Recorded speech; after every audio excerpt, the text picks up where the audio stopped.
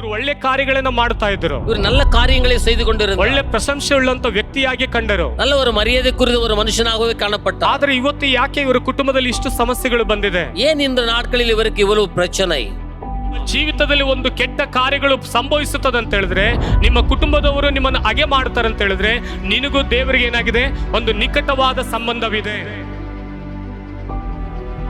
ನಿಮ್ಮ ಮೇಲೆ ಇಲ್ಲದಿರುವಂತ ತಪ್ಪನ್ನು ಹೊರಿಸುವಾಗ ನೀವು ಸಂತೋಷವಾಗಿದ್ದೀರಾ? இல்லாத தவறுகளை நம்ம மேல் சுமத்துகிற போது சந்தோஷமா இருக்கிறோமா? ನಿಮ್ಮನ್ನು ನೋಡುವಂತ ಸಮಯದಲ್ಲಿ ಈತನು ಕೆಟ್ಟವನೇ ಎಂಬುದಾಗಿ ನೆನೆಸಿ ನಿಮ್ಮನ್ನು ದುರುಗುಟ್ಟು ನೋಡುವಾಗ ಆ ಸಮಯದಲ್ಲಿ ಕೂಡ ನೀವು ಸಂತೋಷವಾಗಿದ್ದೀರಾ? நீ கெட்ட காரியங்களை செய்கிறவன் என்று சொல்லி உன்னை குறித்து முறுமுறுக்கிற போது நீ சந்தோஷமா இருக்கிறாயா? ಮನುಷ್ಯನು ನಂಬಿಕಸ್ಥನಾಗಿರುತ್ತಾನೋ, எந்த ஒரு மனுஷன் நம்பிக்கைக்கு பாத்திரமாய் இருக்கிறானೋ, ಯಾವ ಮನುಷ್ಯನು ಯಥಾರ್ಥ ಉಳ್ಳವನಾಗಿರುತ್ತಾನೋ, எந்த ஒரு மனுஷன் யதார்த்தமாக இருக்கிறானோ, ಯಾವ ಮನುಷ್ಯನು ದೇವರಿಗೆ ತನ್ನ ಜೀವಿತವನ್ನು ಸಮರ್ಪಿಸಿಕೊಂಡಿರುತ್ತಾನೋ, எந்த ஒரு மனுஷன் தன்னுடைய வாழ்க்கையை முழுமையாக தேவனுக்கு அர்ப்பணித்துக் கொண்டு ಜೀವಿக்கிறானೋ, ಅವನ ಜೀವಿತದಲ್ಲಿ ಎಂತ ಕಹಿಯಾದ ಘಟನೆಗಳು ನಡೆದರೂ ಕೂಡ ಕರ್ತನು ಅದನ್ನು ಮಾರ್ಪಡಿಸಲು ಶಕ್ತನು ಎಂಬುದಾಗಿ ನಂಬಿಕೊಂಡಿರುತ್ತಾನೋ, ಅಂಥವನನ್ನೇ ದೇವರು ಸರ್ವ ಅಧಿಕಾರಿಯನ್ನಾಗಿ ಮಾರ್ಪಡಿಸಲು ಶಕ್ತನಾಗಿದ್ದಾನೆ.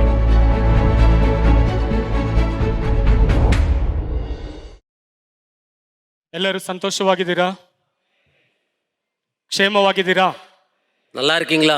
ಕ್ಷೇಮமா இருக்கீங்களா? ಕರ್ತನು ನಿಮ್ಮನ್ನು ನಿಮ್ಮ ಕುಟುಂಬವನ್ನು ದೇವರು ಆಶೀರ್ವದಿಸಲಿ. கர்த்தர் உங்களையும் உங்கள் குடும்பங்களையும் ஆசீர்வதிப்பாராக. ಹಲ್ಲೆಲೂಯಾ. ஹல்லேலூயா. ದೇವರ ಪ್ರಸನ್ನತೆ ಒಳಗಡೆ ನಾವು ತಂಗಿರುವಾಗ ಅವರ ಪ್ರಸನ್ನತೆ ನಿಶ್ಚಯವಾಗಿಯೂ ನಮ್ಮನ್ನು ನಡೆಸುತ್ತೆ, ಬಲಪಡಿಸುತ್ತೆ, ನಮಗೆ ಆದರಣೆಯನ್ನು ನೀಡುವಂಥದ್ದಾಗಿದೆ. தேவனுடைய பிரசன்னத்தில் நாம் தங்கி இருக்கிற போது தேவன் நமக்கு அடைக்கலமாக இருக்கிறார்.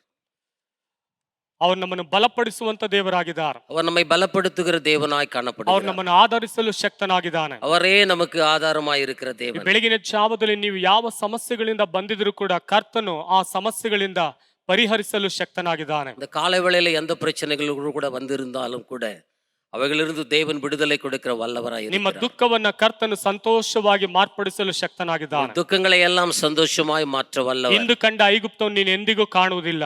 இன்று கண்ட எகிப்தினுடைய காரியங்களை இனி என்றும் காண மாட்டாய். Hallelujah, hallelujah, hallelujah, hallelujah. ಹಾಗಾದ್ರೆ ದೇವಾದಿ ದೇವನು ನಮ್ಮ ಮಧ್ಯದಲ್ಲಿ ಅವರ ಪ್ರಸನ್ನತೆ ಒಳಗಡೆ ತಂಗಿರುವಂತ ಮನುಷ್ಯರಿಗೆ ಇಂದು ಕಂಡಂತ ಐಗುಪ್ತವನ್ನು ಅವರು ಎಂದಿಗೂ ಕಾಣುವುದಕ್ಕೆ ಸಾಧ್ಯನೇ ಇಲ್ಲ. அப்படியானால் தேவனுடைய சமூகத்துல நாம் அமர்ந்திருக்கிற போது இன்று கண்ட எகிப்தினை இனி என்றும் காண மாட்டேன் என்ற வாக்குத்தத்தம் நிறைவேறும். ಈ ಒಂದು ಸಮಯದಲ್ಲಿ ಸತ್ಯವೇದದಿಂದ ಒಂದು ವಾಕ್ಯವನ್ನು ನಾವು ಗಮನಿಸೋಣ. இந்த காலை வேளையில வேதத்திலிருந்து ஒரு வசனத்தை பார்ப்போம். ಆದಿಕಾಂಡದ ಪುಸ್ತಕದ ಕಡೆಗೆ ನಾವು ತಿರುಗಿಸಿಕೊಳ್ಳೋಣ. 50ನೇ ಅಧ್ಯಾಯ 20ನೇ ವಾಕ್ಯವನ್ನು ನಾವು ಓದಿಕೊಳ್ಳೋಣ. ஆதியாகமம் 50ஆம் அதிகாரத்துல 20வது வசனத்தை நாம் பார்ப்போம். ನೀವಂತೂ ನನಗೆ ಕೇಡು ಮಾಡಬೇಕೆಂದು ಎಣಿಸಿದಿರಿ, ಆದರೆ ದೇವರು ಮೇಲಾಗಬೇಕೆಂದು ಸಂಕಲ್ಪಿಸಿದನು.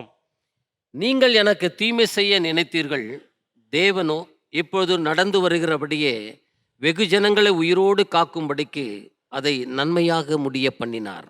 Hallelujah, hallelujah. ಈ ಒಂದು ವಾಕ್ಯಕ್ಕೋಸ್ಕರ ನಾವೆಲ್ಲರೂ ಕಣ್ಣುಗಳನ್ನು ಮುಚ್ಚಿ ದೇವರ ಸನ್ನಿಧಾನದಲ್ಲಿ ನಾವು ಪ್ರಾರ್ಥನೆ ಮಾಡೋಣ. இந்த வசனத்திற்காக தேவனுடைய சமூகத்துல நாம் காத்திருப்போம்.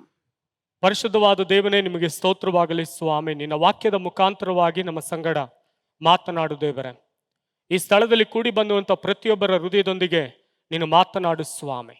ಒಬ್ಬೊಬ್ಬರ ಸಂಗಡ ನೀವು ಕಾರ್ಯ ಮಾಡು ದೇವರೇ. ದೇವರ ಆತ್ಮನೇ, ನಿಮ್ಮ ಪ್ರಸನ್ನತೆ ಸಂಚರಿಸಲಿ ಸ್ವಾಮಿ. ನಿನ್ನ ಮಹಿಮೆ ಸಂಚರಿಸಲಿ ಸ್ವಾಮಿ. ನಿನ್ನ ಪರಿಶುದ್ಧವಾದ ಕರಗಳು ಸಂಚರಿಸಲಿ ಸ್ವಾಮಿ.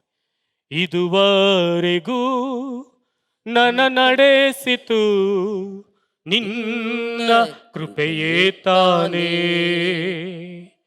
ಇದುವರೆಗೂ ನನ್ನ ಕಾದದು ನಿನ್ನ ಕೃಪೆಯೇ ತಾನೇ. ಇದುವರೆಗೂ ನನ್ನ ನಡೆಸಿತು ನಿನ್ನ ಕೃಪೆಯೇ ತಾನೇ. ಇದುವರೆಗೂ ನನ್ನ ಕಾದದು ನಿನ್ನ ಕೃಪೆಯೇ ತಾನೇ.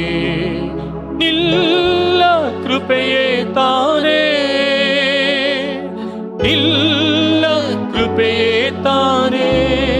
ಯೇಸುವೇ ನಿಲ್ಲ ಕೃಪೆಯೇ ತಾನೇ, ನಿಲ್ಲ ಕೃಪೆಯೇ ತಾನೇ. ಇದುವರೆಗೂ ನನ್ನ ನಡೆಸಿತು ನಿನ್ನ ಕೃಪೆ ಕೃಪೆಯೇ ತಾನೇ, ಇದುವರೆಗೂ ನನಕಾದದು ನಿನ್ನ ಕೃಪೆಯೇ ತಾನೇ. ಪಾಪದ ಕೆಸರಲ್ಲಿ ಮುಳುಗಿದ್ದಾಗ ಬಿಡಿಸಿದ್ದು ನಿನ್ ಕೃಪೆಯೇ.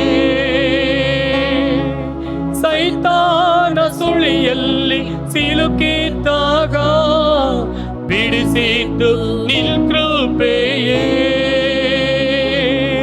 ಪಾಪದ ಕೆಸರಲ್ಲಿ ಮುಳುಗಿದ್ದಾಗ ತೊಳೆದದ್ದು ನಿನ್ ಕೃಪೆಯೇ.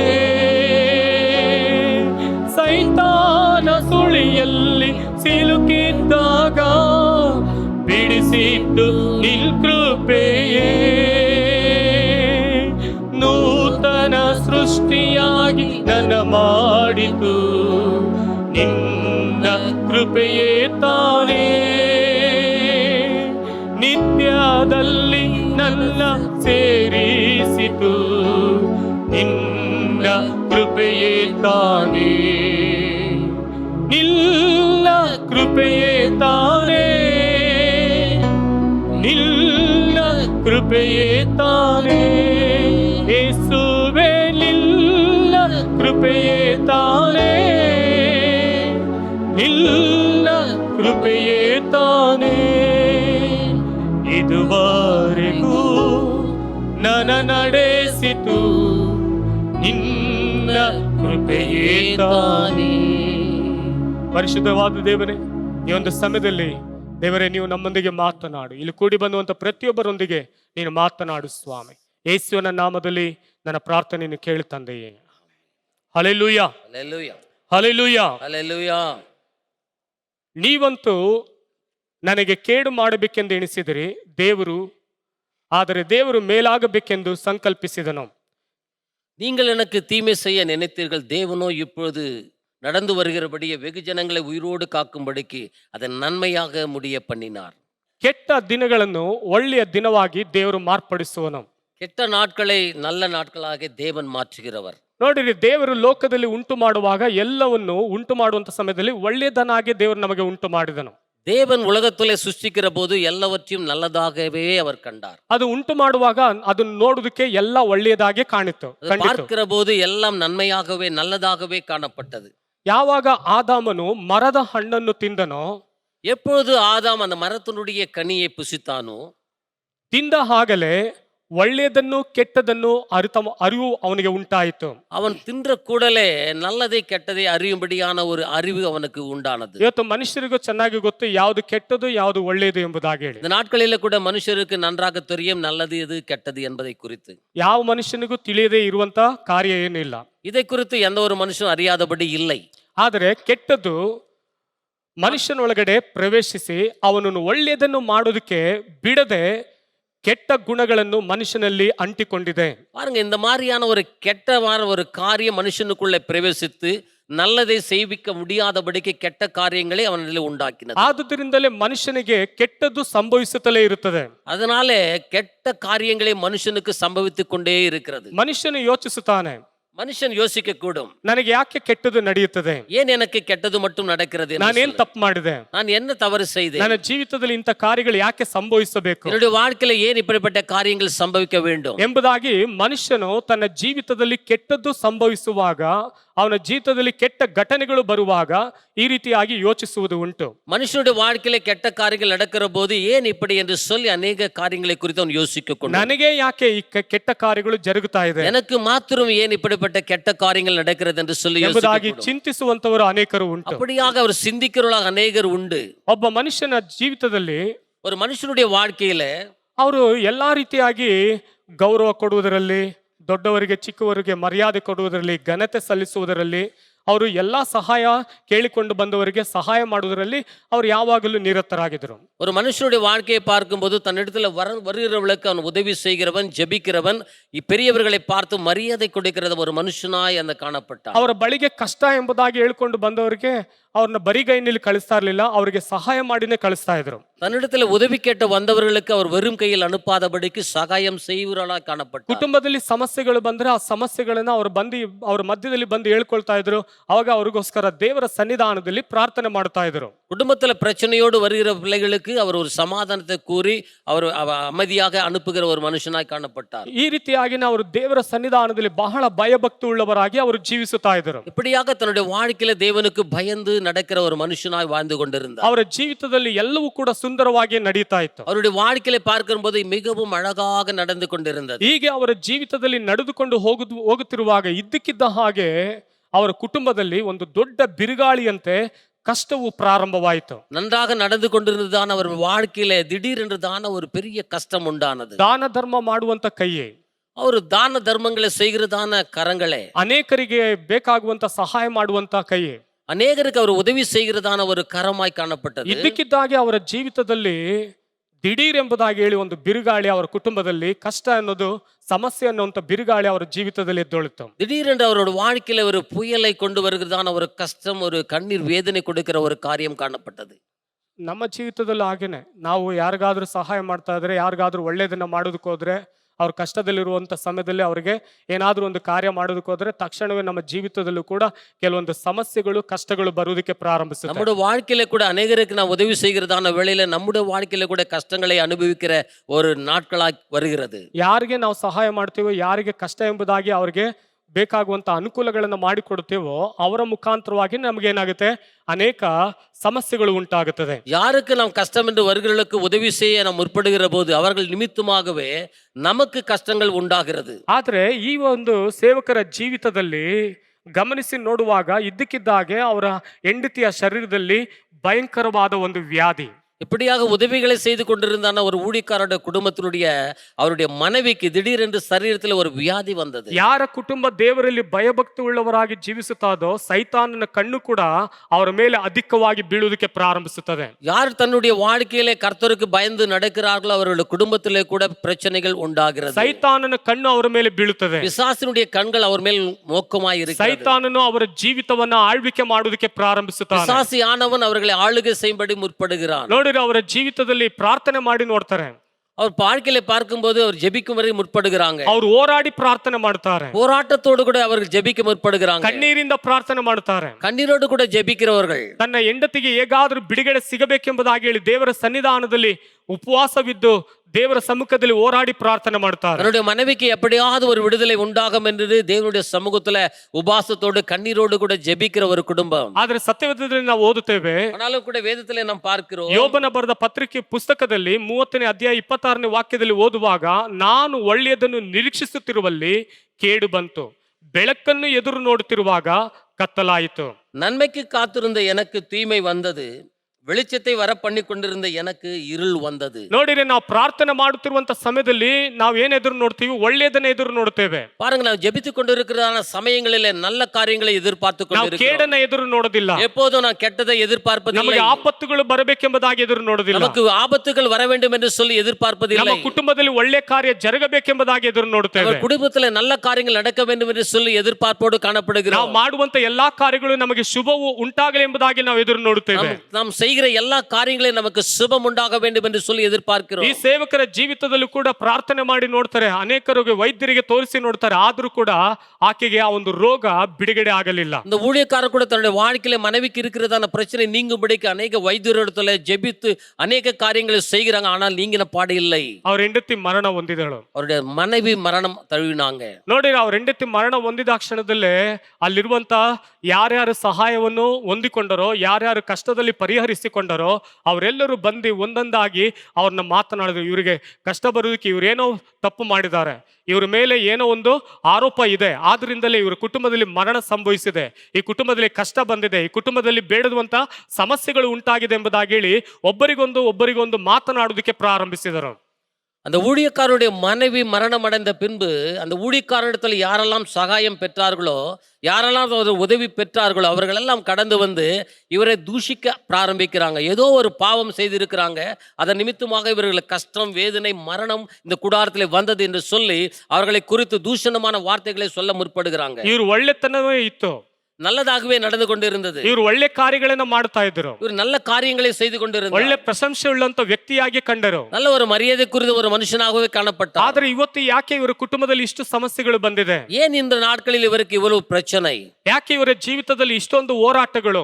ஏன் எப்படிப்பட்டதான ஒரு போராட்டங்கள் ಇವರ வாழ்க்கையில? ಜೀವಿತದಲ್ಲಿ ಏನೋ ತಪ್ಪು ಮಾಡಿದ್ದಾರೆ, ஏதோ ஒரு தவறு செய்திருக்கிறார். ಅದಕ್ಕೆ ಇವರ ಜೀವಿತದಲ್ಲಿ ಬೇಡದಂತ ಸಮಸ್ಯೆಗಳೆಲ್ಲ ಎದುರಾಗಿದೆ. அதன் நிமித்தமாகவே இவர்கள் அநேக எதிர்ப்புகளை சந்திக்க வேண்டியிருக்கிறது. ಅವರನ್ನು ಹೋಗಿ ವಿಚಾರಿಸುತ್ತಾರೆ, அவர் போய் விசாரிக்கிறாங்க, ಯಾಕೆ ನಿಮ್ಮ ಕುಟುಂಬದಲ್ಲಿ ಈ ತರಹದ ಸಮಸ್ಯೆ ಬಂತು? ஏன் நம்ம குடும்பத்துல இப்படி ஒரு பிரச்சனை உண்டானது? ಅವರು ಏನು ಮಾತನಾಡದೆ ಮೌನವಾಗಿದ್ದುಕೊಂಡು ದೇವರೇ ಅದಕ್ಕೆ ಉತ್ತರ ಕೊಡ್ತಾರೆ ಎಂಬುದಾಗಿ ಹೇಳ್ತಾರೆ. அவர் அதுக்கு பதில் கொடுக்காதபடிக்கு தேவன் பதில் கொடுப்பார் என்று சொன்னார். ಬಂದವರೆಲ್ಲ ಒಂದಲ್ಲ ಒಂದು ರೀತಿಯಾದ ಪ್ರಶ್ನೆಗಳನ್ನ ಕೇಳ್ತಲೇ ಇದ್ದರು. வந்தவர்கள் வந்த வண்ணமாக அநேக பிரச்சனைகள் அந்த இடத்துல அநேக கேள்விகளை தொடுத்தாங்க. ಅವ್ರ ಪ್ರಶ್ನೆಗಳ ಮೇಲೆ ಪ್ರಶ್ನೆಗಳನ್ನ ಕೇಳುವುದಕ್ಕೆ ಪ್ರಾರಂಭಿಸಿದರು. கேள்வி மேல கேள்விகளை கேட்க ஆரம்பித்தாங்க. ನೋಡಿರಿ, ಅವರು ಪ್ರಶ್ನೆಗಳ ಮೇಲೆ ಪ್ರಶ್ನೆಗಳು ಕೇಳ್ತಾ ಇದ್ರು ಕೂಡ ಅವರು ಮೌನವಾಗಿ ಇದ್ದು ದೇವರ ಸನ್ನಿಧಾನದಲ್ಲಿ ಪ್ರಾರ್ಥನೆ ಮಾಡುತ್ತಾ ಇದ್ರು. கேட்கிற கேள்விக்கு பதில் சொல்லாதபடிக்கு மௌனமாக இருந்து தேவனுடைய சமூகத்துல அவர் காத்து கிடந்தார். ಅನೇಕರು ಆ ಸಭೆಯನ್ನ ಬಿಟ್ಟು ಹೋದರು. அநேகர் அந்த சபையை விட்டு போனாங்க. ಅವರು ಸಭೆಯನ್ನು ಕುರಿತಾಗಿ ಅವಹೇಳನವಾಗಿ ಮಾತನಾಡುವುದಕ್ಕೆ சபையை ಪ್ರಾರಂಭಿಸಿದರು. குறித்து ಕೆಲವು ಕೆಟ್ಟ ವಾರ್ತೆಗಳು ಅವರಿಗೆ பேசிಕೊಂಡು போனாங்க. ಅಲ್ಲಿ ಸಭೆಯನ್ನು ಕುರಿತಾಗಿ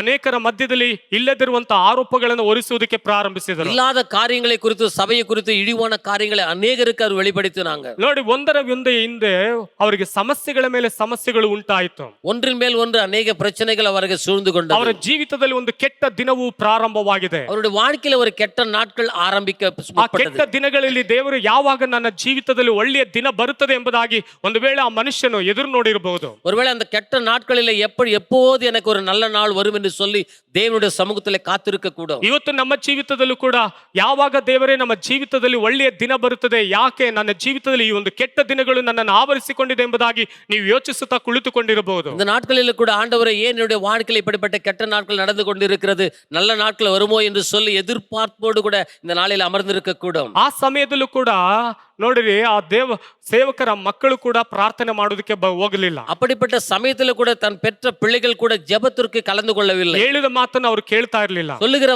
வார்த்தைகளுக்கு கீழ்ப்படியாமல் இருந்தாங்க. ಅವರ ಹೃದಯದಲ್ಲಿ ಬಹಳ ಸಂಕಟ அவர் ಉಂಟಾಯಿತು. உள்ளத்துல மிக வேதனையோடு காணப்பட்டார். ಇನ್ನು ಹೆಚ್ಚಾಗಿ ಪ್ರಾರ್ಥನೆ ಮಾಡೋದಕ್ಕೆ ಪ್ರಾರಂಭಿಸಿದರು. இன்னும் அதிகமாக அவர் ஜெபிக்க முற்பட்டாங்க. ಅವರು ಉಪವಾಸ ಮಾಡೋದಕ್ಕೆ ಪ್ರಾರಂಭಿಸಿದರು. அவர் உபவாசத்தோடு ஜெபிக்க முற்பட்டார். ದೇವರ ಸನ್ನಿಧಾನದಲ್ಲಿ ಒಂದಲ್ಲ ಒಂದು ದಿನ ನಮಗೆ ದೇವರು ಖಂಡಿತವಾಗಿಯೂ ನನ್ನ ಜೀವಿತದಲ್ಲಿ ಒಳ್ಳೆಯ ದಿನವನ್ನ ಕರ್ತನ ಅನುಗ್ರಹಿಸುತ್ತಾನೆಂಬುದಾಗಿ ಹೇಳಿ ನಂಬಿಕೆಯಿಂದ ಪ್ರಾರ್ಥಿಸಿದರು. கண்டிப்பாக ஒரு நாள் வரும், அந்த நாளிலே கர்த்தர் என் வாழ்க்கையிலே பெரிய மாற்றத்தை உண்டு பண்ணுவார் என்று சொல்லி அவர் ஆவலோடு கூட காத்து கொண்டிருந்தார். ಅವರು ದೇವರ ಸಮ್ಮುಖದಲ್ಲಿ ಒಂದು ಆಶೀರ್ವಾದಕ್ಕೋಸ್ಕರ ಕಾಯ್ತಾ ಇದ್ದರು. தேவனுடைய சமூகத்துல தேவனுடைய ஆசீர்வாதத்துக்காக காத்து கொண்டிருந்தார். ಅನೇಕ ವರ್ಷಗಳವರೆಗೂ ದೇವರ ಸನ್ನಿಧಾನದಲ್ಲಿ ಪ್ರಾರ್ಥನೆ ಮಾಡ್ತಾ ಇದ್ದರು. அநேக வருஷ கணக்குல அவர் தேவனுடைய சமூகத்துல ஜெபிப்பவராக காணப்பட்டார். ಒಂದು ದಿನ ಇದ್ದಕ್ಕಿದ್ದ ಹಾಗೆ ಸಭೆಯಲ್ಲಿ ಒಂದು ದೊಡ್ಡ ಉಜ್ಜೀವನ ಉಂಟಾಗುವುದಕ್ಕೆ ಪ್ರಾರಂಭವಾಯಿತು. திடீரென்று ஒரு நாளிலே ஒரு பெரிய எழுப்புதல் அந்த சபையிலே உண்டானது. ಆ ಒಂದು ದೊಡ್ಡ ಒಂದು ಬದಲಾವಣೆ ಒಂದು ಸಭೆಯಲ್ಲಿ ಉಂಟಾಯಿತು. சபையில பெரிய மாற்றத்தை தேவன் கொண்டு வந்தார். ದೇವರು ಅನೇಕ ಆತ್ಮ ಮಕ್ಕಳನ್ನ ಸಭೆಗೆ ಸೇರಿಸುವುದಕ್ಕೆ ಪ್ರಾರಂಭಿಸಿದರು. அநேக ஆத்துமாக்கள் அந்த சபையிலே சேர்க்கப்பட்டார்கள். ಇವಾಗ ಕೇಳದೇ ಇರುವಂತ ಮಕ್ಕಳು ಕೂಡ ಈ ಒಂದು ಸಮಯದಲ್ಲಿ ಕೇಳುವುದಕ್ಕೆ ಪ್ರಾರಂಭಿಸಿದರು. மதிக்காத தன்னுடைய பிள்ளைகள் கூட அந்த இடத்துல தேவனுடைய அவனுடைய தகப்பனுடைய வார்த்தைகளுக்கு ಒಂದು கீழ்ப்படிந்தாங்க. ಸ್ಥಳದಲ್ಲಿ ನೋಡಿ ದೇವರ ಒಂದು ಬದಲಾವಣೆಯನ್ನೇ ಒಂದು ಸ್ಥಳದಲ್ಲಿ ಉಂಟು ಮಾಡುವುದಕ್ಕೆ அந்த ಪ್ರಾರಂಭಿಸಿದರು. இடத்துல பெரிய ஒரு மாற்றத்தை தேவன் கொண்டு வந்தார். ನೋಡಿರಿ, ಆ ಒಂದು ಸ್ಥಳದಲ್ಲಿ ಆ ಒಂದು ಸ್ಥಳದಲ್ಲಿ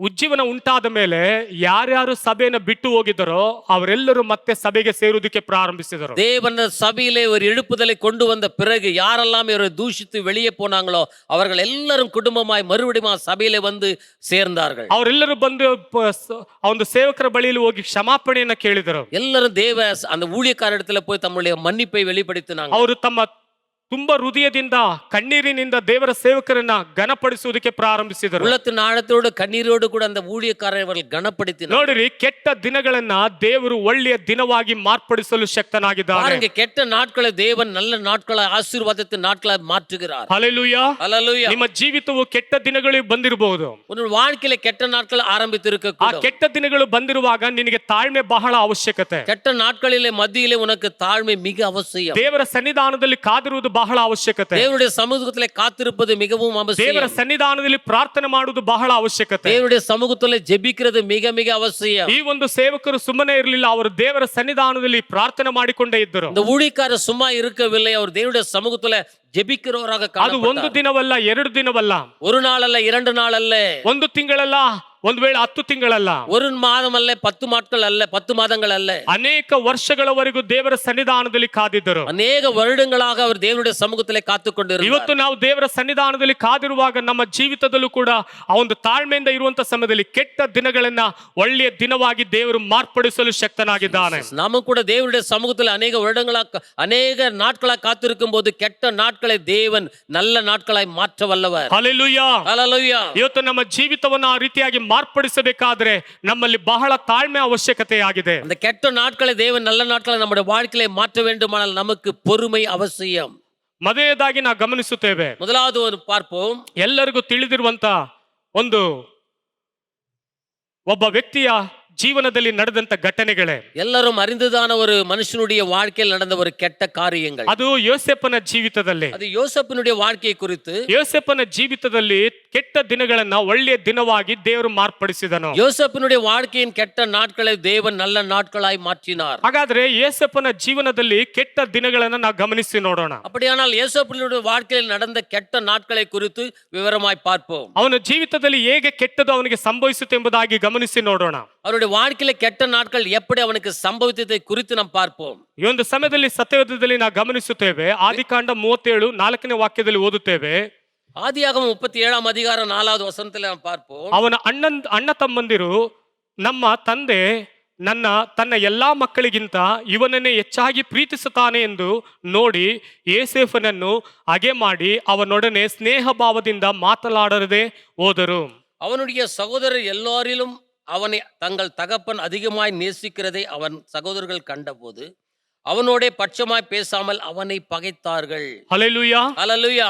ಇವಾಗ ನೋಡ್ರಿ, ಅವರ ತಂದೆ ಅವನ್ನ ತನ್ನ ಮಗನನ್ನ ಹೆಚ್ಚಾಗಿ, ಕೊನೆ ಮಗನನ್ನ ಹೆಚ್ಚಾಗಿ ಪ್ರೀತಿಸುತ್ತಾರೆ ಎಂಬುದಾಗಿ ಹೇಳಿ ಎಲ್ಲ ಜೊತೆ ಹುಟ್ಟಿದವರೇ, ಎಲ್ಲ ಒಡ ಹುಟ್ಟಿದವರೇ. ಆದ್ರೆ ಒಡ ಹುಟ್ಟಿದವರಲ್ಲಿ ಇವಾಗ ತಮ್ಮನ ಮೇಲೆ ಒಂದು ಹಗೆತನ ಉಂಟಾಯಿತು.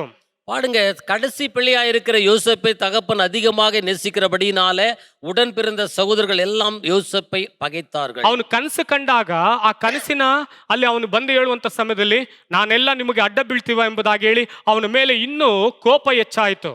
யோசேப்பு கண்ட கனவை குறித்து அந்த இடத்துல சகோதரர்களிடத்தில் தெரிவிக்கிற போது, அப்படியானால் நாங்கள் உங்களுக்கு பணிந்து வணங்க வேண்டும் என்று சொல்லி மிகவும் கோபித்தார்கள். ಅವನು ಹೇಳ್ತಾನೆ, ಸೂರ್ಯ ಚಂದ್ರ ಒಂದು ಸತ್ರ ನಕ್ಷತ್ರಗಳು ಕೂಡ ನನಗೆ ಅಡ್ಡ ಬಿದ್ದವು ಎಂಬುದಾಗಿ ಹೇಳುವಾಗ ಅವನಿಗೆ ತಕ್ಷಣವೇ ಅಲ್ಲಿರುವಂತ ಅವರ ತಂದೆಗೂ ಕೋಪ ಬರುತ್ತೆ, ಅವ್ರಿಗೂ ಕೋಪ ಬರುತ್ತೆ. இரண்டாவது கனவை குறித்து சூரிய சந்திர நட்சத்திரங்கள் கூட எனக்கு வணங்குகிறது என்று சொல்லுகிற போது தகப்பனும் பிள்ளைகளும் கூட ಅವನ மீது மிகவும் கோபம் கொண்டார்கள். ನೋಡಿರಿ, ಒಬ್ಬ ದೇವರ ಸನ್ನಿಧಾನದಲ್ಲಿ ಅವನು ಮಹಿಮೆ ಪಡುವಂತ ಸಮಯದಲ್ಲಿ ಅಲ್ಲಿ ದ್ವೇಷಗಳು, ಅದೇ ಹಗೆತನಗಳು ಆ ಒಂದು ಸ್ಥಳದಲ್ಲಿ ಕೆಟ್ಟದ್ದು ಯೋಚಿಸುವುದಕ್ಕೆ ಪ್ರಾರಂಭಿಸುತ್ತಾರೆ. ஒரு மனுஷனுடைய வாழ்க்கையில தேவனுடைய காரியம் ನಡೆகிற போது அவன் குடும்பத்திலே சகோதரர்கள் மத்தியிலே பகைகள் ಉಂಟಾகிறது. ನೀನು ಯಾವಾಗ ದೇವರ ಸನ್ನಿಧಾನದಲ್ಲಿ ಅಧಿಕವಾಗಿ ದೇವರೊಂದಿಗೆ ಒಂದು ಸಂಬಂಧವನ್ನು ಬೆಳೆಸಿಕೊಳ್ಳುತ್ತೀಯೋ, ದೇವರೊಂದಿಗೆ ಒಂದು ನಿಕಟವಾದ ಕಾರ್ಯಗಳನ್ನ ನೀನು ಬೆಳೆಸಿಕೊಳ್ಳೋದಕ್ಕೆ ಪ್ರಾರಂಭಿಸುತ್ತೀಯೋ, ಅವಾಗ ನೋಡಿ ನಿನ್ನ ಮನೆಯಲ್ಲಿ ಇರುವಂತವರೇ ನಿನ್ನನ್ನು ಏನ್ ಮಾಡ್ತಾರೆ, ಹಾಗೆ ಮಾಡೋದಕ್ಕೆ ಪ್ರಾರಂಭಿಸುತ್ತಾರೆ. எப்போது நானும் நீனும் தேவனுடைய சமூகத்திலே காத்திருந்து மிக நெருக்கமாக உறவாடுகிற போது நம்முடைய குடும்பத்தினாரே நமக்கு எதிர்ப்பை தெரிவிக்கிறாங்க ಅಲ್ವಾ? ನಾವು ಯಾಕೆ ನಮ್ಮ ಕುಟುಂಬದವರು ನಮ್ಮನ್ನ ದ್ವೇಷಿಸ್ತಾರೆ, ಯಾಕೆ ನಮ್ಮನ್ನ ಹಾಗೆ ಮಾಡ್ತಾರೆ ಎಂಬುದಾಗಿ ನೀನು ಯೋಚಿಸಬಹುದು. ஏன் என்னுடைய குடும்பத்தார்கள் என்ன பகைக்கிறார்கள், வெறுக்கிறார்கள் என்பது சொல்லி நாம் யோசிக்க கூடும். ನೀವು ಚೆನ್ನಾಗಿ ತಿಳಿದುಕೊಳ್ಳಬೇಕು, ನಾವು ದೇವರೊಂದಿಗೆ ಏನಾಗಿದ್ದೀವಿ, ಸಂಪರ್ಕವನ್ನ ಇಟ್ಟುಕೊಂಡಿದ್ದೀವಿ. நமக்கு ஒரு காரியம் புரிந்திருக்க வேண்டும், நாம் தேவனோடு கூட நெருக்கமாக இருக்கிறோம் என்று சொல்லி. ಹಲ್ಲೆಲೂಯಾ. ஹல்லேலூயா. ನಿಮ್ಮ ಜೀವಿತದಲ್ಲಿ ಒಂದು ಕೆಟ್ಟ ಕಾರ್ಯಗಳು ಸಂಭವಿಸುತ್ತದೆ ಅಂತ ಹೇಳಿದ್ರೆ, ನಿಮ್ಮ ಕುಟುಂಬದವರು ನಿಮ್ಮನ್ನು ಹಾಗೆ ಮಾಡ್ತಾರೆ ಅಂತ ಹೇಳಿದ್ರೆ, ನಿನಗೂ ದೇವರಿಗೆ ಏನಾಗಿದೆ, ಒಂದು ನಿಕಟವಾದ ಸಂಬಂಧವಿದೆ. ஒன்று புரிந்திருக்க வேண்டும், உன்னுடைய குடும்பத்தார்கள் ஏன் பகைக்கிறார்கள் என்று சொல்லி உன் சகோதரர்கள் பகைக்கும் போது உனக்கு தெரிந்திருக்க வேண்டும், நீ தேவனோடு கூட உறவாடி கொண்டிருக்கிறாய் என்று சொல்லி. ನೋಡಿ, ಯೋಸೇಫನಿಗೆ ಒಂದು ಸಮಯದಲ್ಲಿ ಒಂದು ವೇಳೆ ಯೌವನಸ್ಥನಾಗಿರುವಂತ ಒಬ್ಬ ಹುಡುಗ, அந்த வேளையில அந்த சமயத்துல பார்க்கும்போது யோசேப்பு ஒரு வாலிபனா காணப்பட்டான். ಅವನು ಪ್ರಾರ್ಥನೆ ಮಾಡುವಂತ ಒಬ್ಬ ವ್ಯಕ್ತಿ ಆಗಿರಬಹುದು. ಒಂದು ವೇಳೆ ಅವನು ಜೆಬಿக்கிற ஒரு ಮಗನಾಗಿ ಕಾಣಪಟ್ಟಿರಬಹುದು. ಅವನು ದೇವರ ಸನ್ನಿಧಾನದಲ್ಲಿ ಯಾವಾಗಲೂ ಒಂದು ಸಂಪರ್ಕವನ್ನು ಇಟ್ಟುಕೊಂಡಿರುವಂತ ಒಬ್ಬ ಮನುಷ್ಯನಾಗಿರಬಹುದು. ಅವನು எப்போதும் தேவனோடு கூட ஒரு உறவை வைத்துக் கொண்டிருக்கிற பிள்ளையாய் இருந்திருக்கக்கூடும். ಆದ್ದರಿಂದಲೇ ದೇವರು ಅವನಿಗೆ ಕನಸುಗಳನ್ನು ಕೊಟ್ಟನು. ಅದರ ನಿಮಿತ್ತವಾಗவே ದೇವನು ಅವನಿಗೆ ಕನವುகளை வெளிப்படுத்தினார். ಆ ಕನಸುಗಳನ್ನು ತನ್ನ ತಂದೆಗೂ ತನ್ನ ಅಣ್ಣಂದಿರಿಗೂ ತಿಳಿಸುತ್ತಾ ಇದ್ದನು. வெளிப்படுத்தின கனவுகளை தகப்பனுக்கும் சகோதரருக்கும் அவன் வெளிப்படுத்தினான். ಇದರಲ್ಲಿ ಏನ್ ತಪ್ಪಿದೆ? எந்த ஒரு தவறும் காணப்படவில்லை. ಇದರಲ್ಲಿ ಏನೋ ಅವರ ಮೇಲೆ ದ್ವೇಷ ಕಾರುವಂತ ಕಾರ್ಯ ಗುಣಗಳಿದೆ. இதன் நிமித்தமாக அவர் மீது ஒரு பகையோ வேறு வெறுப்போ காண இல்லை. ಆದ್ರೆ ஆனாலும் ಅವ್ರಿಗೆ ಕೋಪವು ಹಗೆತನವು ಅವರ ಅಣ್ಣಂದಿರಲ್ಲಿ ಉಂಟಾಗುವುದಕ್ಕೆ இதன் ಪ್ರಾರಂಭವಾಯಿತು. நிமித்தமாக அவருடைய குடும்பத்திலும் அவருடைய சகோதரர்களிடத்திலும் பகையும் வெறுப்பும் உண்டானது. ಒಂದು ದಿನ ಅವರ ತಂದೆ ಅವರ ಅಣ್ಣಂದಿರ ಯೋಗಕ್ಷೇಮವನ್ನು ಕರ್ತನ ಒಂದು ಕುರಿಗಳ ಮತ್ತು ಹಾಡುಗಳ ಯೋಗಕ್ಷೇಮವನ್ನು ವಿಚಾರಿಸಿಕೊಂಡು ಬಾ ಎಂಬುದಾಗಿ ಹೇಳಿ ಯೋಸೇಫನನ್ನ ಕಳಿಸಿದರು.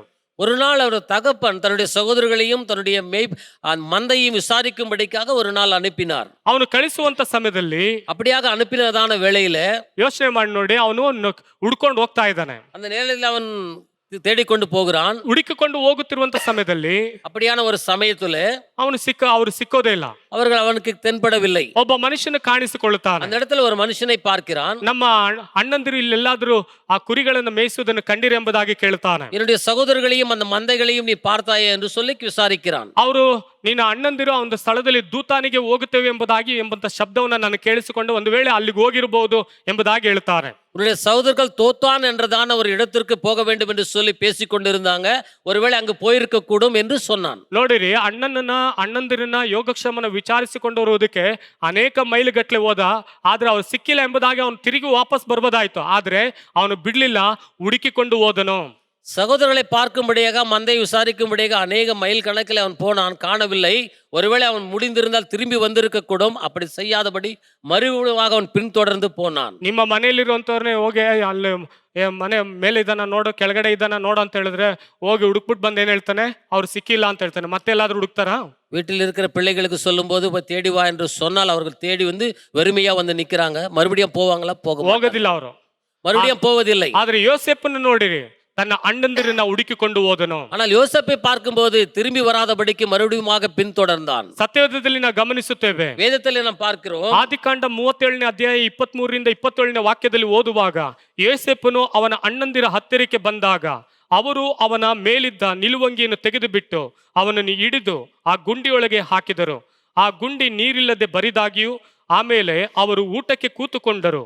ಅಷ್ಟರಲ್ಲಿ ಅವರು ಕಣ್ಣೆತ್ತಿ ನೋಡಿ ಇಷ್ಮಾಯೇಲ್ಯರು ಗುಂಪು ಒಂಟೆಗಳ ಮೇಲೆ ಹಾಲುಮಡ್ಡಿ, ಸುಗಂಧ ತೈಲ, ರಕ್ತಬೋಳ ಹೇರಿಕೊಂಡು ಗಿಲ್ಯಾದಿನಿಂದ ಐಗುಪ್ತ ದೇಶಕ್ಕೆ ಪ್ರಯಾಣ ಮಾಡುತ್ತಾ ಬರುವುದನ್ನು ಕಂಡರು. ಯೆಹೂದನು ತನ್ನ ಅಣ್ಣಂದಿರಿಗೆ, ನಾವು ನಮ್ಮ ತಮ್ಮನನ್ನು ಕೊಂದು ಆ ಕೊಲೆಯನ್ನು ಮರೆ ಮಾಡಿದರೆ ಪ್ರಯೋಜನವೇನು? ಅವನನ್ನು ಆ ಇಷ್ಮಾಯೇಲರಿಗೆ ಮಾರಿಬಿಡೋಣ, ಬನ್ನಿರಿ, ನಾವು ಅವನ ಮೇಲೆ ಕೈ ಹಾಕಬಾರದು, ಅವನು ನಮ್ಮ ಒಡ ಹುಟ್ಟಿದ ತಮ್ಮನು ಅಲ್ಲವೇ ಎಂದು ಹೇಳಿದನು.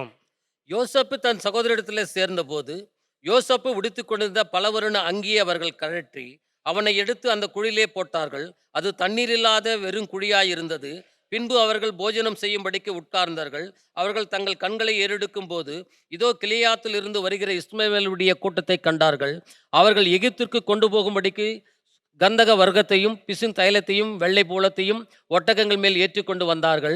அப்போது யூதா தன் சகோதரரை நோக்கி, நாம் நம்முடைய சகோதரனை கொன்று அவன் இரத்தத்தை மறைப்பதினாலே லாபம் என்ன? அவனை இந்த இஸ்மவேலருக்கு விற்று போடுவோம், வாருங்கள், நமது கை அவன் மேல் படாது இருப்பதாக.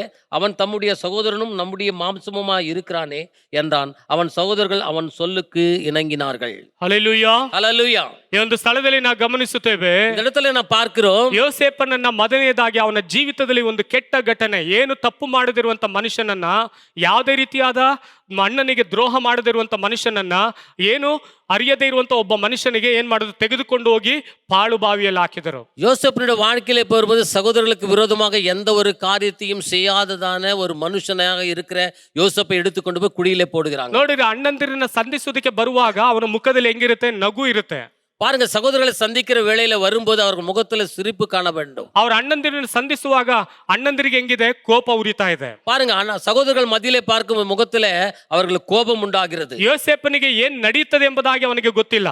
அந்த இடத்துல என்ன நடக்கிறது என்று சொல்லி யோசேப்புக்கு ಅವ್ರ தெரியவில்லை. ಅಣ್ಣಂದಿರು ಏನು ಯೋಚಿಸಿಕೊಂಡಿದ್ದಾರೆ ಎಂಬುದಾಗಿ ಅವನಿಗೆ ಗೊತ್ತಿಲ್ಲ. சகோதரருடைய யோசனை கூட அறியாதவனாக ಕಾಣப்படுகிறான். ಒಂದು ವೇಳೆ ಅವನು ನೆನೆಸಿರಬಹುದು, ನನ್ನ ಅಣ್ಣಂದಿರು ನನ್ನನ್ನು ಸನ್ಮಾನಿಸಬಹುದು ಎಂಬುದಾಗಿ ಹೇಳಿ, ஒருவேளை சகோதரர்கள் ನನ್ನ அன்போடு கூட உபசரிக்க கூடும் என்று நினைத்திருக்க, ನನ್ನನ್ನು ಪ್ರೀತಿಯಿಂದ ಬರಮಾಡಿಕೊಳ್ಳಬಹುದು ಎಂಬುದಾಗಿ ನೆನೆಸಿದರು. அன்போடு கூட என்னை வரவழைத்து பேசுவார்கள் என்று ಅವರ நினைத்திருக்க, ಜೊತೆಯಲ್ಲಿ ಇವನೊಬ್ಬನನ್ನು ಸೇರಿಸಿಕೊಳ್ಳುತ್ತಾರೆ ಎಂಬುದಾಗಿ ನೆನೆಸಿರಬಹುದು. அவர்களோடு கூட தன்னை சேர்த்துக் கொள்ள கூடும் என்று சொல்லி நினைத்திருக்க கூடும். ಈ ರೀತಿಯಾಗಿ ಯೋಚಿಸಿಕೊಂಡು ನಗುಮುಖದಿಂದ ಯೋಸೇಫನು ನಡೆದು ಹೋಗ್ತಾ ಇದ್ದಾನೆ. ಆದ್ರೆ ಅವ್ರ ಅಣ್ಣಂದಿರು ಏನ್ ಮಾಡಿದ್ರು, ಅವನ ಮೇಲಂಗಿಯನ್ನ ಕಳಿಸಿ ತೆಗೆದು ಹಾಕಿ ಅವನನ್ನ ಒಡೆದು பாடுபாவிಯಲ್ಲಿ ಹಾಕುವುದಕ್ಕೆ ಪ್ರಾರಂಭಿಸಿದರು. சகோதரர்களை பார்த்து ஆனந்த சிரிப்போடு முகத்தோடு கடந்து போன யோசப்பை அவருடைய சகோதரர்கள் வெறுத்தவர்களாக குழியிலே அவருடைய அங்கியை கழட்டி அவர் குழியிலே போட்டு விட்டாங்க. ಆ ಯೌವನಸ್ಥನು ಏನ್ ತಪ್ಪು ಮಾಡಿದನು? அந்த வாலிபன் செய்த தவறு என்ன? ಅವನ ಯೌವನಸ್ಥನ ಜೀವಿತದಲ್ಲಿ ಯಾಕೆ ಈ ಒಂದು ಕೆಟ್ಟ ಕಾರ್ಯಗಳು ಜರುಗುತ್ತಾ அந்த ಇದೆ? வாலிபனுடைய வாழ்க்கையில ஏன் இப்படி கெட்ட காரியங்கள் நடக்க ಆ வேண்டும்? ಯೌವನಸ್ಥನ ಜೀವಿತದಲ್ಲಿ ಯಾಕೆ ಈ ಒಂದು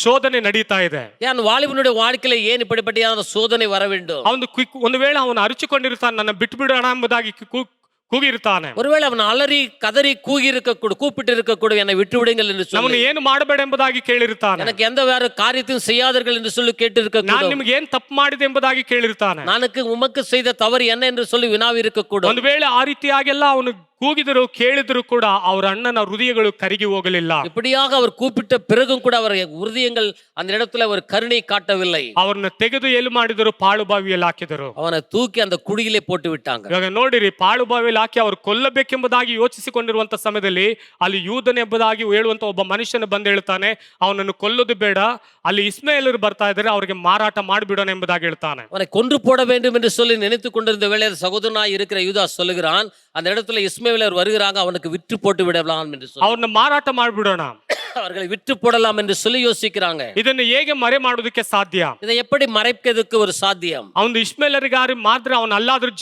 ಜೀವ ಇರ್ತಾರೆ, ಯಾಕಂದ್ರೆ ಅವನು ನನ್ನ ಒಡ ಹುಟ್ಟಿದವರಲ್ವಾ ಎಂಬುದಾಗಿ ಹೇಳ್ತಾನೆ. இஸ்மாயேலருக்கு அவனை விற்று போட்டால் ஒருவேளை அவன் பிழைத்துக் கொள்வான், அவன் நம்முடைய சகோதரனும் மாம்சமாய் இருக்கிறானே என்று சொல்லி யோசித்தாங்க. ಹಲ್ಲೆಲೂಯಾ. ஹல்லேலூயா. ಇವಾಗ ನೋಡಿರಿ, ಒಡ ಹುಟ್ಟಿದವರು ಎಂಬುದಾಗಿ ಹೇಳ್ತಾರೆ, ನನ್ನ ಜೊತೆಯಲ್ಲೇ ಹುಟ್ಟಿದವರು ಎಂಬುದಾಗಿ ಹೇಳ್ತಾರೆ. ಆದ್ರೂ ಕೂಡ ಅವ್ರಿಗೆ ಏನಿದೆ? ಒಂದು ಕೆಟ್ಟ ಗುಣ ಇದೆ. ಆ ಕೆಟ್ಟ ಗುಣ ಏನು?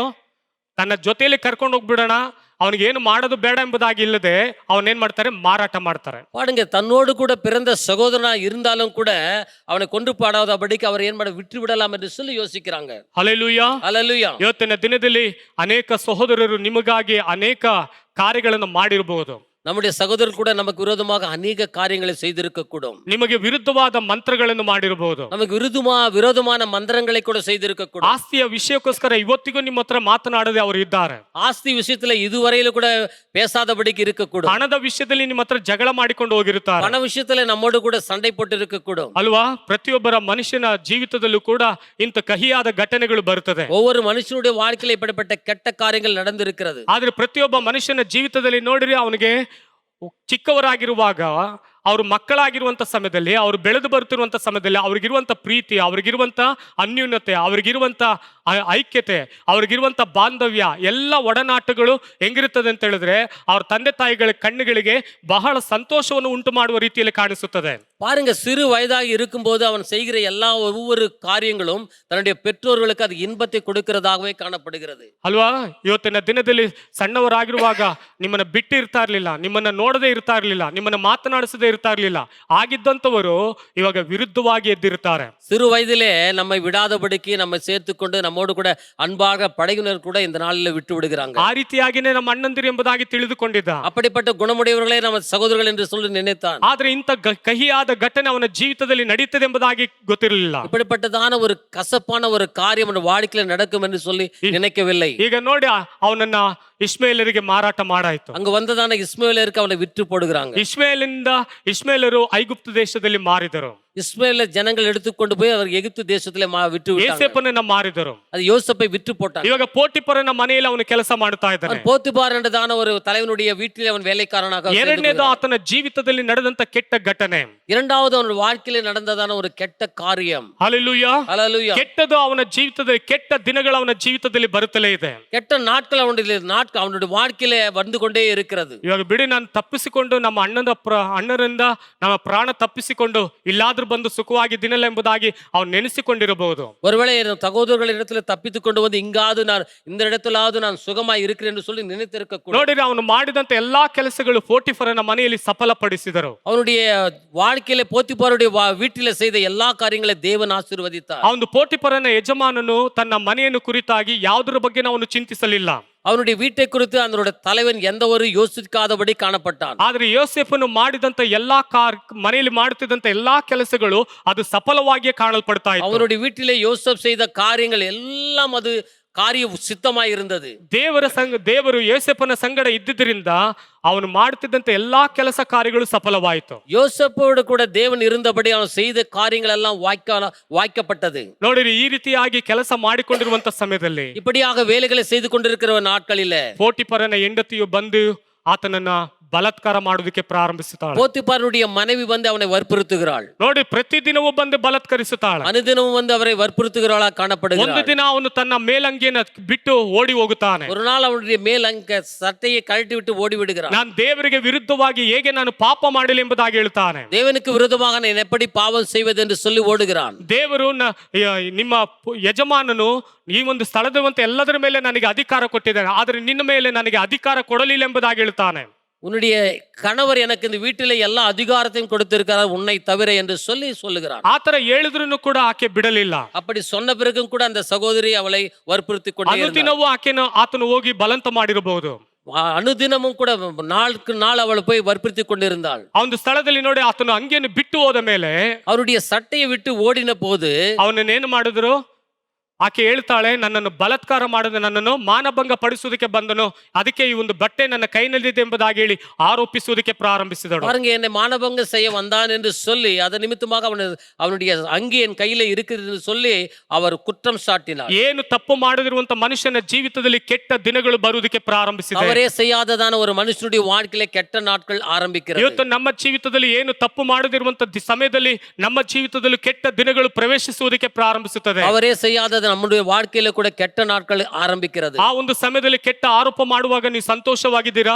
அப்பொழுது சமயங்களை குற்றப்படுத்துகிற போது நாம் சந்தோஷமா இருக்கிறோமா? ನಿಮ್ಮ ಮೇಲೆ ಇಲ್ಲದಿರುವಂತ ತಪ್ಪನ್ನು ಹೊರಿಸುವಾಗ ನೀವು ಸಂತೋಷವಾಗಿದ್ದೀರಾ? இல்லாத தவறுகளை நம்ம மேல் சுமத்துகிற போது சந்தோஷமா இருக்கிறோமா? ನಿಮ್ಮನ್ನು ನೋಡುವಂತ ಸಮಯದಲ್ಲಿ ಈತನು ಕೆಟ್ಟವನೇ ಎಂಬುದಾಗಿ ನೆನೆಸಿ ನಿಮ್ಮನ್ನು ದುರ್ಗುಟ್ಟು ನೋಡುವಾಗ ಆ ಸಮಯದಲ್ಲಿ ಕೂಡ ನೀವು ಸಂತೋಷವಾಗಿದ್ದೀರಾ? நீ ಕೆಟ್ಟ காரியங்களை செய்கிறவன் என்று சொல்லி உன்னை குறித்து முறுமுறுக்கிற போது நீ சந்தோஷமா இருக்கிறாயா? ಹಲ್ಲೆಲೂಯಾ, ஹல்லேலூயா. ಆದ್ರೆ ಇಲ್ಲಿ ಯೋಸೇಫನು ಆ ಒಂದು ಸ್ಥಳದಲ್ಲಿ ಸೆರೆಮನೆಗೆ ಹಾಕಲ್ಪಟ್ಟರು. அந்த சமயத்துல பார்க்கும்போது யோசேப்பை கொண்டு போய் சிறைச்சாலையிலே போடுகிறாங்க. ಸತ್ಯವೇದ ಹೇಳುತ್ತದೆ, ಆ ವಾಕ್ಯದಲ್ಲಿ ಓದುವಂತ ಸಮಯದಲ್ಲಿ வேதம் சொல்லுகிறது, ಆದಿಕಾಂಡ 39:20 ವಾಕ್ಯದಲ್ಲಿ ಓದುವಾಗ ஆதியாகமம் 39:20 பார்க்கும்போது ಯೋಸೇಫನ ಧ್ವನಿಯು ಕೇಳಿ ಬಹಳ ಸಿಟ್ಟುಗೊಂಡು ಅವನನ್ನು ಹಿಡಿದು ಅರಸನು ಸೆರೆಮನೆಯಲ್ಲಿ ಕಟ್ಟಿ ಹಾಕಿಸುತ್ತಿದ್ದ ಸೆರೆಮನೆಯಲ್ಲಿ ಹಾಕಿಸಿದನು. ಅಲ್ಲಿ ಯೋಸೇಫನು ಸೆರೆಯಲ್ಲಿ ಇರಬೇಕಾಯಿತು.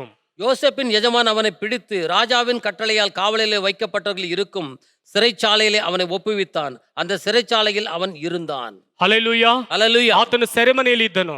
ಆತನು சிறைச்சாலையில வைக்கப்பட்டிருந்தான். ಏನು ತಪ್ಪು ಮಾಡದಿರುವಂತ ಮನುಷ್ಯನಿಗೆ ಸೆರೆಮನೆ ವಾಸವಾಗಿತ್ತು. தவறே செய்யாதவனுக்கு சிறைச்சாலை ஒரு வாசமாய் காணப்பட்டது. ಅಲ್ವಾ? ಇವತ್ತು ನಾನು ಏನ್ ತಪ್ಪು ಮಾಡಿದ್ದೀನಿ, ಯಾಕೆ ನನಗೆ ಈ ರೀತಿಯಾದ ದಂಡನೆ ಕೊಡ್ತಾ ಇದ್ದಾರೆ? நான் ஏனும் தவறு செய்யவில்லை, ஏன் எனக்கு இப்படிப்பட்ட ஒரு தண்டனை? ನನಗೆ ಯಾಕೆ ಒಂದು ಕಷ್ಟ?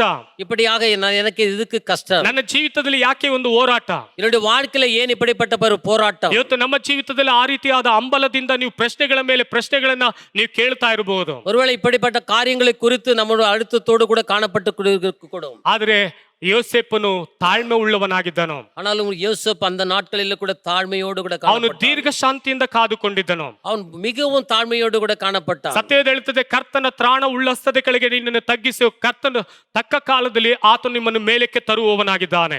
கர்த்தருடைய கரத்து பலத்த கரத்துக்குள் அடங்கிருங்கள், கர்த்தர் உங்களை ஏற்ற காலத்திலே அவர் உயர்த்துகிறவர். ಹಲ್ಲೆಲೂಯಾ. ஹல்லேலூயா. ಹಾಗಾದ್ರೆ ಯೋಸೇಫನು ಈ ಕಾರ್ಯವನ್ನು ಅರಿತಿದ್ದನೋ ಏನೋ ಗೊತ್ತಿಲ್ಲ, ಆದ್ರೆ ಸತ್ಯವೇದದಲ್ಲಿ ನಾವು ಗಮನಿಸುತ್ತೇವೆ ಅವನ ಜೀವಿತದಲ್ಲಿ ಹೌದು ದೇವರು ಆ ಕೆಟ್ಟ ದಿನಗಳನ್ನು ಹೇಗೆ ಒಳ್ಳೆಯ ದಿನವನ್ನಾಗಿ ಮಾರ್ಪಡಿಸಿದನೆಂಬುದಾಗಿ ನಾವು ಗಮನಿಸೋಣ. ஒருவேளை இந்த காரியம் அவனுக்கு தெரிந்திருக்க கூடும். அதனாலே இந்த கெட்ட நாட்களை குறித்து அவன் கவலைப்படாதபடி ஒரு நாள் நல்ல நாள மாறும் என்று சொல்லி அமைதியாக காணப்பட்டான். ಹಲ್ಲೆಲೂಯಾ. ஹல்லேலூயா. ಅವನ ಜೀವಿತದಲ್ಲಿ ಕೆಟ್ಟ ದಿನಗಳು ಬಂದಿತ್ತು. அவனுடைய வாழ்க்கையில கெட்ட நாட்கள் வந்து கொண்டே இருந்தது. ಅವನು ಎದುರು ನೋಡ್ತಾ ಇದ್ದನು. அவன் எதிர்பார்த்து கொண்டிருந்தான். ಒಂದು ದಿನ ಒಳ್ಳೆಯ ದಿನ ನನ್ನ ಜೀವಿತದಲ್ಲಿ ಬರುತ್ತದೆ. ஒரு நாள் என்னுடைய வாழ்க்கையில நல்ல நாள் ಒಂದು ದಿನ ದೇವರು ಖಂಡಿತವಾಗಿ ನನ್ನನ್ನು ಆಶೀರ್ವದಿಸುತ್ತಾರೆ. ஒரு நாள் கண்டிப்பாக தேவன் என்னை ஆசீர்வதிப்பார். ಯಾರ ಮುಂದೆ ಅವಮಾನ ಪಟ್ಟನೋ ಅವರ ಮುಂದೆ ನನ್ನನ್ನು ದೇವರು ಮೇಲೆ ಕೆತ್ತುವವರಾಗಿದ್ದಾರೆ. யாருக்கு முன்பாக நான் அவமானப்பட்டனோ அந்த இடத்திலே என்னை தேவன் உயர்த்துவார். ಯಾರು ನಮಗೆ ವಿರುದ್ಧವಾಗಿ ಜಗಳವಾಡಿದಾರೋ ಅವರ ಮುಂದೆ ನಮ್ಮನ್ನು ದೇವರು ಉನ್ನತ ಸ್ಥಾನದಲ್ಲಿ ಇಡುತ್ತಾರೆ. யாருக்கு முன்பாக நான் சண்டை போடும்படி காரியம் நடந்தது அவருக்கு முன்பாக என் தலையை உயர்த்துவார். ಹಲ್ಲೆಲೂಯಾ. ஹல்லேலூயா. ಇವತ್ತು ನಮ್ಮ ಜೀವಿತದಲ್ಲಿ ಅಂತ ಕಾರ್ಯಗಳೇ ಸಂಭವಿಸಿರಬಹುದು. ஒருவேளை நம்முடைய வாழ்க்கையில கூட இப்படிப்பட்ட காரியங்கள் நடந்திருக்க கூடும். ಯೋಸೇಫನ ಜೀವಿತದಲ್ಲಿ ಒಂದು ಒಳ್ಳೆಯ ದಿನ ಬಂತು. யோசேப்பினுடைய வாழ்க்கையில ஒரு நாள் நல்ல நாட்கள் வர ஆரம்பித்தது. ಒಂದು ದಿನ ಒಂದು ಫಾರೋನನಿಗೆ ಕನಸುಗಳು ಬಿತ್ತು. ஒரு நாள் அந்த பார்வோனுடைய அரசனுக்கு கனவுகள் விழுந்தது. ಆ ಕನಸಿನ ಅರ್ಥವನ್ನು ಹೇಳುವುದಕ್ಕೆ ಆ ಒಂದು ದೇಶದಲ್ಲಿ ಯಾರು ಇರಲಿಲ್ಲ. அந்த கனவுடைய அர்த்தங்களை அறிவிக்கும்படிக்கு அந்த தேசத்துல ஒருவரும் இல்லை. ಪಂಡಿತರಿದ್ರು, அந்த இடத்துல பண்டிதர்கள் இருந்தாங்க, ವಿದ್ವಾಂಸರಿದ್ರು, வேதக்காரர்கள் இருந்தாங்க, ಅರ್ಥಗಳನ್ನು ಹೇಳುವಂತ ವ್ಯಕ್ತಿಗಳಿದ್ರು. அதை குறித்து அர்த்தங்களை தெரிவிக்கும்படி அநேகர் இருந்தாங்க. ಆದ್ರೆ ಕೂಡ ಅದನ್ನು ಸರಿಯಾಗಿ ಹೇಳುವುದಕ್ಕೆ ಯಾವ ಮನುಷ್ಯನು ಕೂಡ ಇರಲಿಲ್ಲ. அதை குறித்து சரியான முறையில தெரிவிக்கும்படிக்கு ஒருவரும் அந்த இடத்துல இல்லை. ಇವಾಗ ಪಾನಪತ್ಯಗಾರನಿಗೆ ನೆನಪಾಗುತ್ತದೆ. அந்த அந்த அந்த வேளையில பானபாத்திரக்காரனுக்கு யோசேப்பை குறித்து நினைவு. ಸೆರೆಮನೆಯಲ್ಲಿ ಯೋಸೇಫನ್ ಎಂಬುದಾಗಿ ಒಬ್ಬ ಮನುಷ್ಯನಿದ್ದಾನೆ. ಆ ಕನಸನ್ನು ನೀವು ಹೇಳುತ್ತಿರುವಾಗಲೇ ಅದರ ಅರ್ಥವನ್ನು ಬಿಚ್ಚಿ ಹೇಳುತ್ತಾನೆ ಎಂಬುದಾಗಿ ಹೇಳುವಂತ ಕಾರ್ಯವನ್ನು ಆ ಒಂದು ಸ್ಥಳದಲ್ಲಿ ಪಾರನ ಮುಂದೆ ಹೇಳುತ್ತಾನೆ. அந்த இடத்துல பார்வோனுக்கு முன்பாக அந்த பானபாத்திரன் சொல்லுகிறான், அந்த கனவுடைய அர்த்தங்களை தெரிவிக்கும்படி சிறைச்சாலையில யோசேப் என்றதான ஒரு மனுஷன் இருக்கிறான், அவன் எல்லாவற்றையும் தெரிவிப்பான் என்று சொல்லுகிறான். ಇವಾಗ ನೋಡ್ರಿ, ಯೋಸೇಫನ ಜೀವಿತದಲ್ಲಿ ಕೆಟ್ಟ ದಿನ ಒಳ್ಳೆಯ ದಿನವಾಗಿ ಮಾರ್ಪಡುತ್ತಾ ಇದೆ. பாருங்க, இந்த நாட்களில பார்க்கும்போது கெட்ட நாட்கள் முடிந்து நல்ல நாட்கள் ಆರಂಭಿக்கிறது. ಇವಾಗ ದಾಸತ್ವದಿಂದ ಆಡಳಿತ ಅಧಿಕಾರಕ್ಕೆ ಆತನು ಬರ್ತಾನೆ. ಅವನ ಅಡಿಮೈತನத்திலிருந்து ಆಳ್ವಿಕೆ செய்யும்படியாக ಅವன் ಮುற்பಡುகிறான். ಇವಾಗ ಕೆಟ್ಟ ದಿನಗಳಾಗಿದ್ದಂತ ಅವನ ಜೀವಿತದಲ್ಲಿ ಇವಾಗ ಆಡಳಿತ ಅಧಿಕಾರದ ಮೇಲೆ ಆತನು ಬರುವುದಕ್ಕೆ ಪ್ರಾರಂಭಿಸಿದನು. ಅವನ್ ಕೆಟ್ಟ ನಾಟ್களிலிருந்து ಅವನ ಅಧಿಕಾರಂ ಪಡೆದವನಾಗ ಅವನ ನಾಟ್ಗಳು ಮಾರುகிறது. ಆದಿಕಾಂಡ 41:39ರಿಂದ 41ನೇ ವಾಕ್ಯದಲ್ಲಿ ಓದುವಾಗ, ಈತನಿಗಿಂತ ಯೋಗ್ಯನಾದ ಪುರುಷನು ನಮಗೆ ಸಿಕ್ಕಾನೆ ಎಂದು ಹೇಳಿ ಯೋಸೇಫನಿಗೆ, ದೇವರು ಇದನ್ನೆಲ್ಲ ನಿನಗೆ ತಿಳಿಸಿರುವುದರಿಂದ ನಿನಗೆ ಸಮಾನನಾದ ಬುದ್ಧಿ ವಿವೇಕವುಳ್ಳ ಪುರುಷನು ಯಾವನೂ ಇಲ್ಲ. ನೀನೇ ಅರಮನೆಯಲ್ಲಿ ಸರ್ವ ಅಧಿಕಾರಿಯಾಗಬೇಕು. ನಿನ್ನ ಅಪ್ಪಣೆಯು ಮೇರೆಗೆ ಪ್ರಜೆಗಳೆಲ್ಲರೂ ನಡೆದುಕೊಳ್ಳಬೇಕು. ಸಿಂಹಾಸನದ ವಿಷಯದಲ್ಲಿ ಮಾತ್ರ ನಾನು ನಿನಗಿಂತ ದೊಡ್ಡವನಾಗಿರುವೆನು ಎಂದು ಹೇಳಿದನು. அடிமையிலிருந்து ஆளுகை அதிகாரியானான். பின்பு பார்வோன் யோசேப்பை நோக்கி, தேவன் இவைகள் எல்லாவற்றையும் உனக்கு வெளிப்படுத்தி இருக்கிறபடியால் உன்னை போல விவேகமும் ஞானமுள்ளவனும் ஒருவனும் இல்லை. நீ என் அரண்மனைக்கு அதிகாரியாய் இருப்பாய்.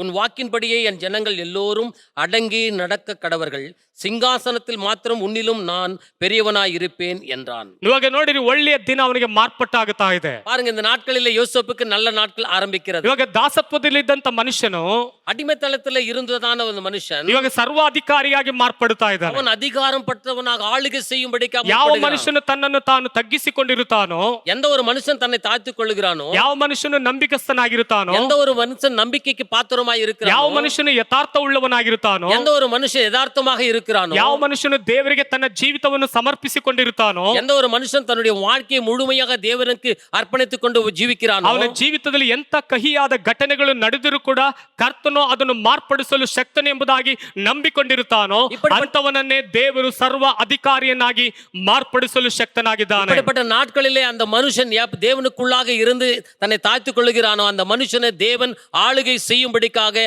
அவனை உயர்த்துகிறார். ಹಲ್ಲೆಲೂಯಾ, ஹல்லேலூயா. ಹಾಗಾದ್ರೆ ನೀವು ತಾಳ್ಮೆಯಿಂದ ಕಾದುಕೊಂಡಿರುವಂತ ಸಮಯದಲ್ಲಿ ಕೆಟ್ಟ ದಿನಗಳು ನಿನ್ನ ಜೀವಿತದಲ್ಲಿ ಬರುವಾಗ ಅದ್ರ ಬಗ್ಗೆ ಚಿಂತಿಸಬೇಡ.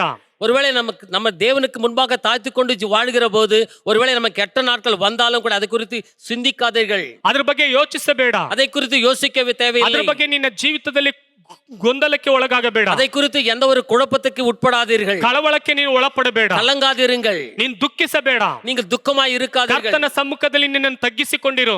கர்த்தருடைய சமூகத்தில் உன்னை தாழ்த்திக் கொண்டிரு. ಯೋಸೇಫನ ಜೀವಿತದಲ್ಲಿ ತನ್ನನ್ನು ತಗ್ಗಿಸಿಕೊಂಡಿದ್ದನು. யோசேப்பு தன்னுடைய வாழ்க்கையை தேவனுக்கு முன்பாக தாழ்த்திக் கொண்டிருந்தார். ಒಂದು ದಿನ ಖಂಡಿತವಾಗಿ ನನಗೆ ದೇವರು ಮೇಲೆ ಕೆತ್ತುತ್ತಾರೆ ಎಂಬುದಾಗಿ, ஒரு நாள் வரும் தேவன் என்னை கண்டிப்பாக உயர்த்துவார் என்று சொல்லி. ಹಲ್ಲೆಲೂಯಾ, ஹல்லேலூயா. ನೋಡಿರಿ, ದೇವರು ಆತನನ್ನು ಸರ್ವ ಅಧಿಕಾರಿಯನ್ನಾಗಿ ದೇವರು ನೇಮಿಸಿದರು. பாருங்க, அந்த தேவன் அந்த யோசேப்பை அடிமைத்தனத்திலிருந்து சர்வ வல்லமை உள்ள ஆளுகைக்கு அவர் கொண்டு போனார். ಆ ಒಂದು ದೇಶದಲ್ಲಿ ಬರಗಾಲ ಹೆಚ್ಚಾಯಿತು. அந்த தேசத்திலே பார்க்கும்போது வறட்சி அதிகமாக காணப்பட்டது. ಯೋಸೇಫನಿಂದ ಅನೇಕ ಜನರು ಉಳಿದರು. யோசேப்பு நிமித்தமாக அநேகர் பிழைத்துக் கொள்ளும்படிக்காக நாட்கள் வந்தது. ಅನೇಕರು ಜೀವಿಸಿದರು. அநேகர் அங்க பிழைத்துக் கொண்டாங்க.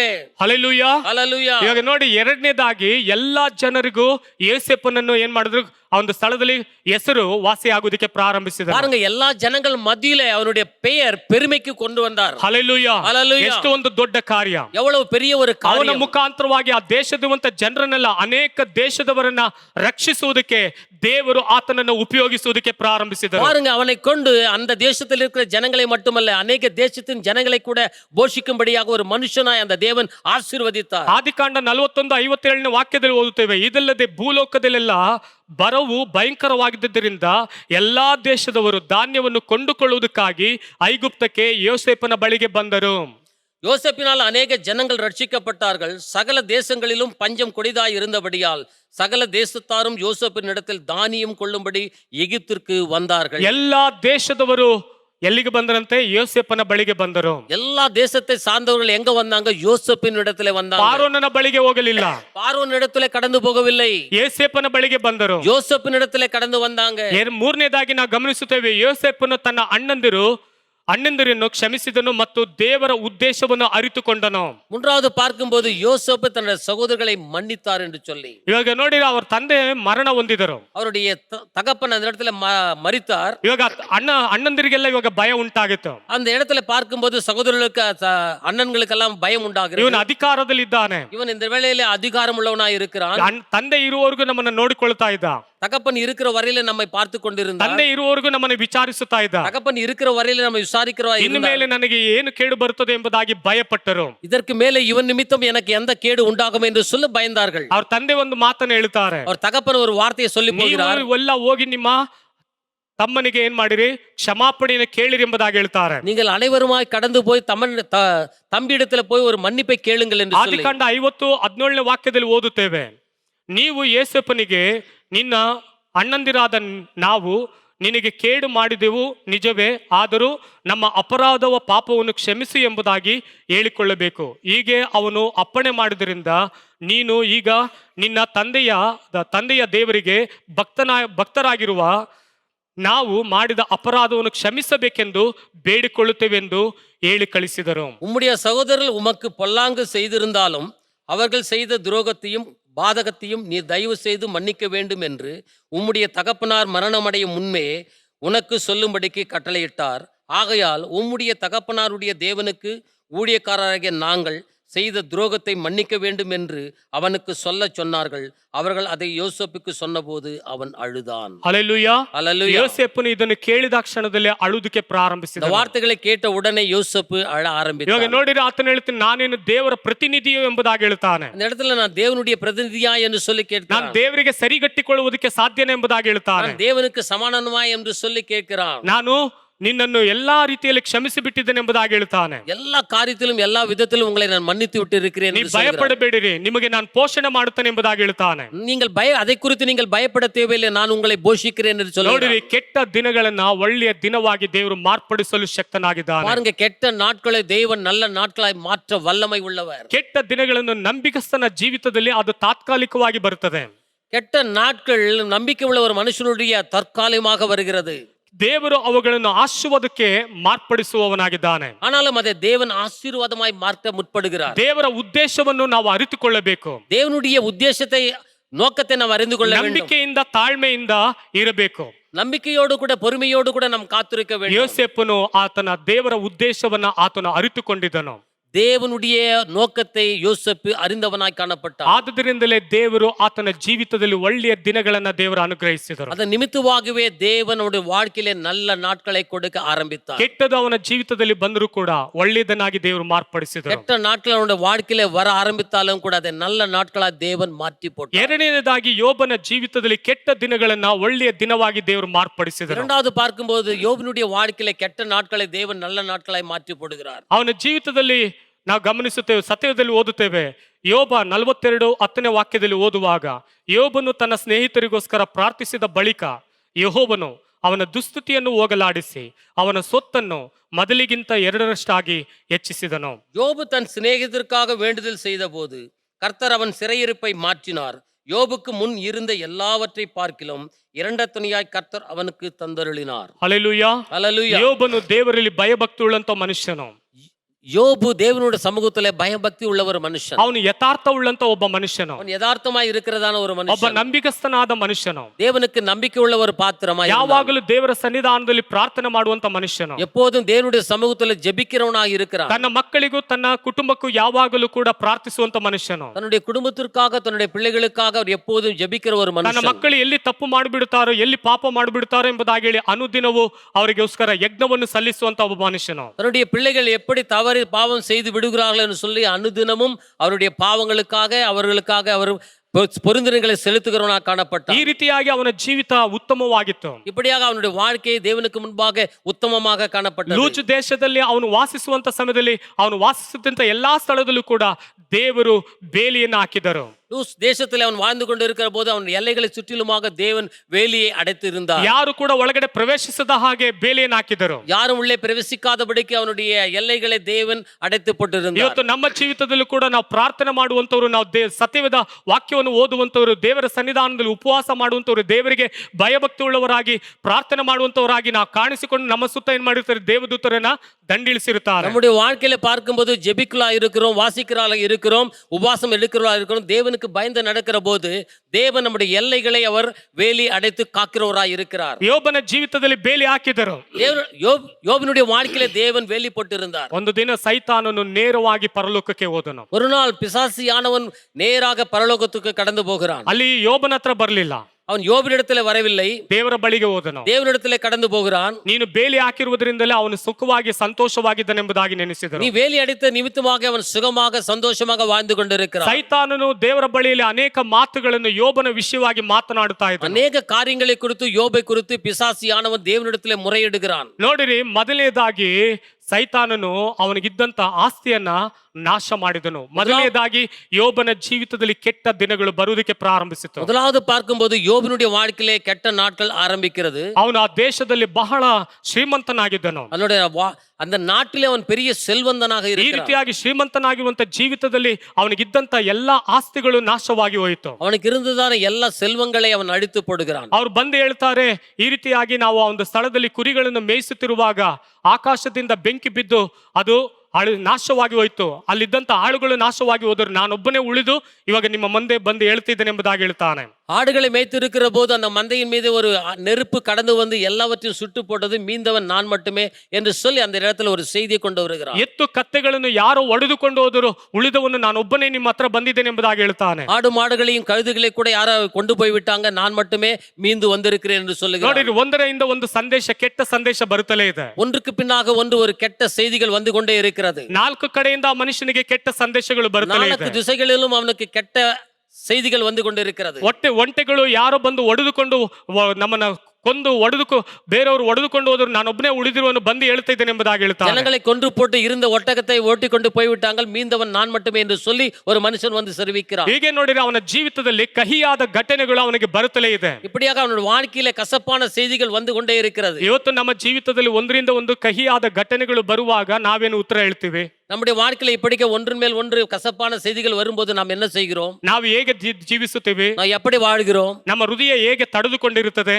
நம்முடைய இருதயம் எப்படி அதை தடுத்து கொண்டிருக்கிறது? ನಮ್ಮ ಮನಸ್ಸು ಹೇಗೆ ಅದನ್ನ ತೋರಿಸುವುದಕ್ಕೆ ಪ್ರಾರಂಭಿಸುತ್ತದೆ? அந்த காரியங்களை எப்படி அதை வெளிப்படுத்த நம்முடைய இருதயம் முற்படுகிறது? ಎರಡನೇದಾಗಿ ನಾವು ಗಮನಿಸುತ್ತೇವೆ, ಯೋಬನ ಮಕ್ಕಳು ಮರಣ ಹೊಂದಿದರು. இரண்டாவது பார்க்கிறோம், யோபினுடைய பிள்ளைகள் எல்லாம் ಮರಿತು போகிறார்கள். ಅವರು ಒಂದು ದಿನ ಔತಣಕ್ಕಾಗಿ ಅವರ ಹಿರಿಯನ ಅಣ್ಣನ ಮನೆಗೆ ಔತಣಕ್ಕೋಸ್ಕರ ಹೋಗಿದರು. பெரியனுடைய வீட்டிலே எல்லா சகோதரர்களும் கூடி விருந்துக்கு ಉಟ್ಪಡುಗಿರ போது ಅವಾಗ ಅರಣ್ಯದಿಂದ ದೊಡ್ಡ ಒಂದು ಬಿರುಗಾಳಿ ಬೀಸಿ ಆ ಒಂದು ಸ್ಥಳದಲ್ಲಿ 4 ಕಡೆಯಿಂದ ಬೀಸಿ ಆ ಗೋಡೆ ಬಿದ್ದು ಹೋಯಿತು. பெரிய ஒரு புயல் காற்று வந்து அந்த இடத்துல வீட்டின் மீது மோதுகிற போது சுவர்கள் விழுந்து அந்த பிள்ளைகள் எல்லாம் மரித்து போறாங்க. ಎಂತ ಒಂದು ಸಂಭವಗಳು ಆತನ ಜೀವಿತದಲ್ಲಿ ಸಂಭವಿಸಿದೆ. எப்படிப்பட்டதான காரியங்கள் அவருடைய வாழ்க்கையிலே நடக்கிறது. ಎರಡನೇದು ಕೆಟ್ಟ ದಿನಗಳು ಅವನ ಜೀವಿತದಲ್ಲಿತ್ತು. இரண்டாவது ಕೆಟ್ಟ ನಾಟ್ಗಳು ಮುற்பಡುகிறது. ಅವರ ಮಕ್ಕಳು ಮರಣ ಹೊಂದಿದರು. ಅವರ பிள்ளைகள் ಮರಿತು போறாங்க. ಅಲ್ಲಿ ಹೇಳ್ತಾನೆ, ಉಳಿದು ನಾನು ಒಬ್ಬನೇ ಬಂದು ನಿಮಗೆ ಇದನ್ನು ತಿಳಿಸುತ್ತಾ ಇದ್ದೇನೆ. மீந்ததில் நான் ஒருவன் மட்டுமே வந்து இந்த செய்தியை சொல்கிறேன் என்று ஒருவன் வருகிறான்.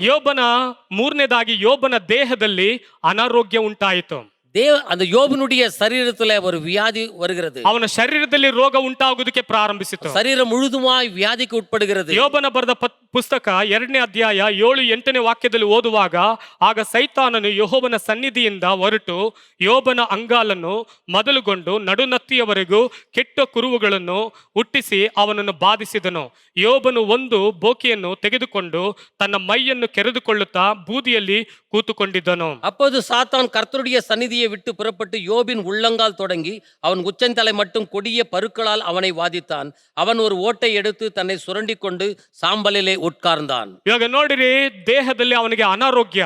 பாருங்க, அவனுடைய சரீரத்துல ஒரு பெரிய வியாதி, ತಲೆಯಿಂದ ಕಾಲಿನವರೆಗೂ தலையிலிருந்து உள்ளங்கால் வரையில ಅವನಿಗೆ ಬಾಧಿಸಲ್ಪಡ್ತಾ ಇದೆ. அவன் பாதிக்கு உட்படுகிறான். ಅವನು ಬೋಕಿಯನ್ನು ತೆಗೆದುಕೊಂಡು ಅವನು ಮೈಯನ್ನು ಕೆರೆದುಕೊಳ್ಳುತ್ತಾ ಇದ್ದಾನೆ. அவன் ஒரு ரோட்டை எடுத்துக்கொண்டு தன்னுடைய சரீரத்தை கீறிக்கொள்ளுகிறான். ಒಂದು ಮಡಿಕೆ ಚಿಪ್ಪನ್ನು ತೆಗೆದುಕೊಂಡು ತನ್ನ ದೇಹದಲ್ಲಿ ಕೆರೆದುಕೊಳ್ಳುತ್ತಾ ಇದ್ದಾನೆ. தேங்காயினுடைய ஓட்டை எடுத்துக்கொண்டு தன் சரீரத்தை அவன் கீறிக்கொள்ளுகிறான். ಒಂದು ಕಡೆ ಆಸ್ತಿ ನಾಶವಾಗಿದೆ, ஒரு விதத்துல பார்க்கும், ஒரு பக்கத்துல பார்க்கும்போது ஆஸ்தி நாசமாகிறது, ಇನ್ನೊಂದು ಕಡೆ ಮಕ್ಕಳು ಆ ಒಂದು ಮರಣ ಹೊಂದಿದ್ದಾರೆ, பிள்ளைகள் கூட மரித்து போகிறாங்க. ಮೂರನೇದಾಗಿ ಅವನ ದೇಹದಲ್ಲಿ ಅನಾರೋಗ್ಯವಾಗಿ ಉಂಟಾಗಿದೆ. அவன் சரீரம் முழுதும் மூன்றாவது பார்க்கும்போது வியாதி. ನಾಲ್ಕನೇದಾಗಿ ಅವರ ಹೆಂಡತಿ ಏನು ಮಾಡಿದಳು, ದೂಷಿಸಿ ಸಾಯಬಾರದೆಂಬುದಾಗಿ ಹೇಳ್ತಾಳೆ. நான்காவது காரியத்தை பார்க்கும், மனைவி தூஷிக்க கூடாதா, தூஷித்து ஜீவனை விடு என்று சொல்லுகிறார். ಯೋಬನ ಪುಸ್ತಕ 2ನೇ ಅಧ್ಯಾಯ 6, 9, 10ನೇ ವಾಕ್ಯದಲ್ಲಿ ಓದುವಾಗ, ಹೀಗಿರುವಲ್ಲಿ ಅವನ ಹೆಂಡತಿಯು ಅವನಿಗೆ ನಿನ್ನ ಯಥಾರ್ಥತ್ವವನ್ನು ಇನ್ನು ಬಿಡಲಿಲ್ಲವೋ, ದೇವರನ್ನು ದೂಷಿಸಿ ಸಾಯಿ ಎಂದು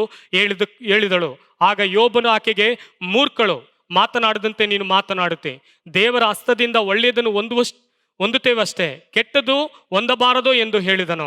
அப்போது அவன் மனைவி அவனை பார்த்து, நீர் இன்னும் உம்முடைய உத்தமத்தில் உறுதியாய் நிற்கிறீரோ, தேவனை தூஷித்து ஜீவனை விடும் என்றால் அதற்கு அவன், நீ பைத்தியக்காரி, பேசுகிறது போல பேசுகிறாய், தேவன் கையில் நன்மையை பெற்ற நாம் தீமையும் பெற வேண்டாமோ என்றான். ಹಲ್ಲೆಲೂಯಾ. ஹல்லேலூயா. ಇವತ್ತು ಅನೇಕರು ನಮ್ಮನ್ನು ದೂಷಿಸುತ್ತಾರೆ. இந்த நாட்களில் நம்மை ಅನೇಕ ದೂಷಿக்க கூடும். ಒಂದರಿಂದ ಒಂದು ಕೆಟ್ಟದ್ದು ನಮಗೆ ಸಂಭವಿಸುವಾಗ ನಮಗೆ ವಿರುದ್ಧವಾಗಿ ಮಾತನಾಡುತ್ತಾರೆ. ஒன்றன் பின் ஒன்றாக கெட்டது நடக்கும்போது நம்மை தூஷிக்கிறார்கள், பேசுகிறாங்க.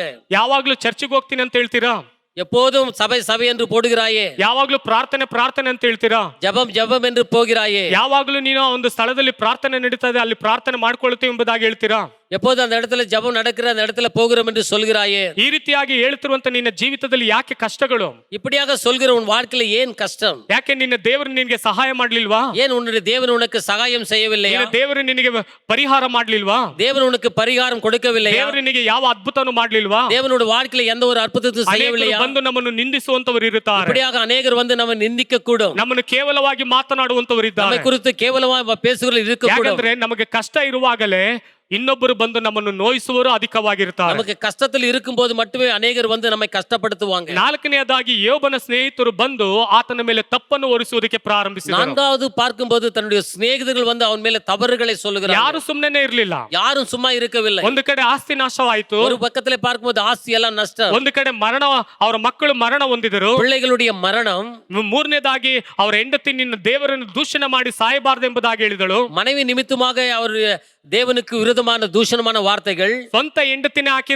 ಆ ರೀತಿಯಾಗಿ ಮಾತನಾಡಿದಳು. தன்னுடைய சொந்த மனைவி அப்படியான ஒரு வார்த்தைகள். ಅಲ್ಲಿ ಸ್ವಂತ ಒಂದು ಸ್ಥಳದಲ್ಲಿ ಇರುವಂತ ಸ್ನೇಹಿತರು ಕೂಡ ಆ ಒಂದು ಸ್ಥಳದಲ್ಲಿ ಬಂದು ಅವನ ಮೇಲೆ ತಪ್ಪನ್ನು ಹೊರಿಸುವುದಕ್ಕೆ ಪ್ರಾರಂಭಿಸಿದರು. தன்னுடைய சிநேகிதர் கூட அவன் ಮೇಲೆ அநேக தவறுகளை சொல்லுகிறாங்க. ನೀನ್ ತಪ್ಪು ಮಾಡಿದ್ರೇನೆ ಈ ಕಾರ್ಯ ನಿನಗೆ ಜರುಗೋದಿಲ್ಲ, நீ ஏதோ தவறு செய்திருக்க, ಅದಕ್ಕಾக இந்த காரியம் ನಡೆகிறது. ತಪ್ಪು ಮಾಡಿರುವುದರಿಂದಲೇ ಈ ಕಾರ್ಯ ನಿನಗೆ ಸಂಭವಿಸಿದೆ. தவறு செய்த ನಿಮಿತ್ತமாக இந்த நாட்கள் ನೀನ್ ಏನೋ ಪಾಪ ಮಾಡಿದೆ, ಅದಕ್ಕೆ ನಿನ್ನ ಜೀವಿತದಲ್ಲಿ ಇಂಥ ಘಟನೆ ನಡೀತಾ ಇದೆ. ஏதோ பாவம் செய்திருக்க, ಅದಕ್ಕೆ ಒಂದು வாழ்க்கையில் இப்படி வர ನೀನು ಎಷ್ಟು ನೀತಿವಂತನಂತ ನನಗೆ ಗೊತ್ತು, நீ எவ்வளவு நீதிமான் என்று சொல்லி எனக்கு தெரியும், ನೀನ್ ದೇವರಿಗೆ ಎಷ್ಟು ಭಯಭಕ್ತಿಯುಳ್ಳ ಎಂಬುದಾಗಿ ನನಗೆ ಗೊತ್ತು, நீ தேவனுக்கு பயப்படுகிற ಮನುಷ್ಯன் என்று சொல்லி தெரியும், ನೀನು ಯಾವಾಗಲೂ ನಿನ್ನ ಮಕ್ಕಳಿಗೋಸ್ಕರ ನೀನು ಪ್ರಾರ್ಥನೆ ಮಾಡುತ್ತಿದ್ದು ನನಗೆ ಗೊತ್ತು, நீ பிள்ளைகளுக்காக எப்போதும் ஜெபிக்கிறவன் என்று சொல்லி தெரியும். ಹಲ್ಲೆಲೂಯಾ. ஹல்லேலூயா. ಇವತ್ತು ನಮ್ಮ ಜೀವಿತದಲ್ಲಿ ಅಂತ ಪರಿಸ್ಥಿತಿಗಳು ಬರುವಾಗ ಇವತ್ತು ನಮ್ಮ ಪ್ರಾರ್ಥನೆ ದೇವರ ಸನ್ನಿಧಾನದಲ್ಲಿ ಮುಟ್ಟುತ್ತಾ ಇಲ್ವಲ್ಲ, ದೇವರು ನನ್ನ ಪ್ರಾರ್ಥನೆ ಕೇಳ್ತಾ ಇಲ್ಲ ಎಂಬುದಾಗಿ ಹೇಳಿ ಒಂದು ವೇಳೆ ನೀನು ಅಂಗಲಾಚುತ್ತಿರಬಹುದು. ஒருவேளை இந்த நாட்களில் இப்படிப்பட்ட காரியத்தில் இருக்கும்போது என்னுடைய ஜெபம் தேவனுடைய சமூகத்தில் எட்டவில்லை என்று சொல்லி அமர்ந்திருக்க கூடும். ಆದ್ರೆ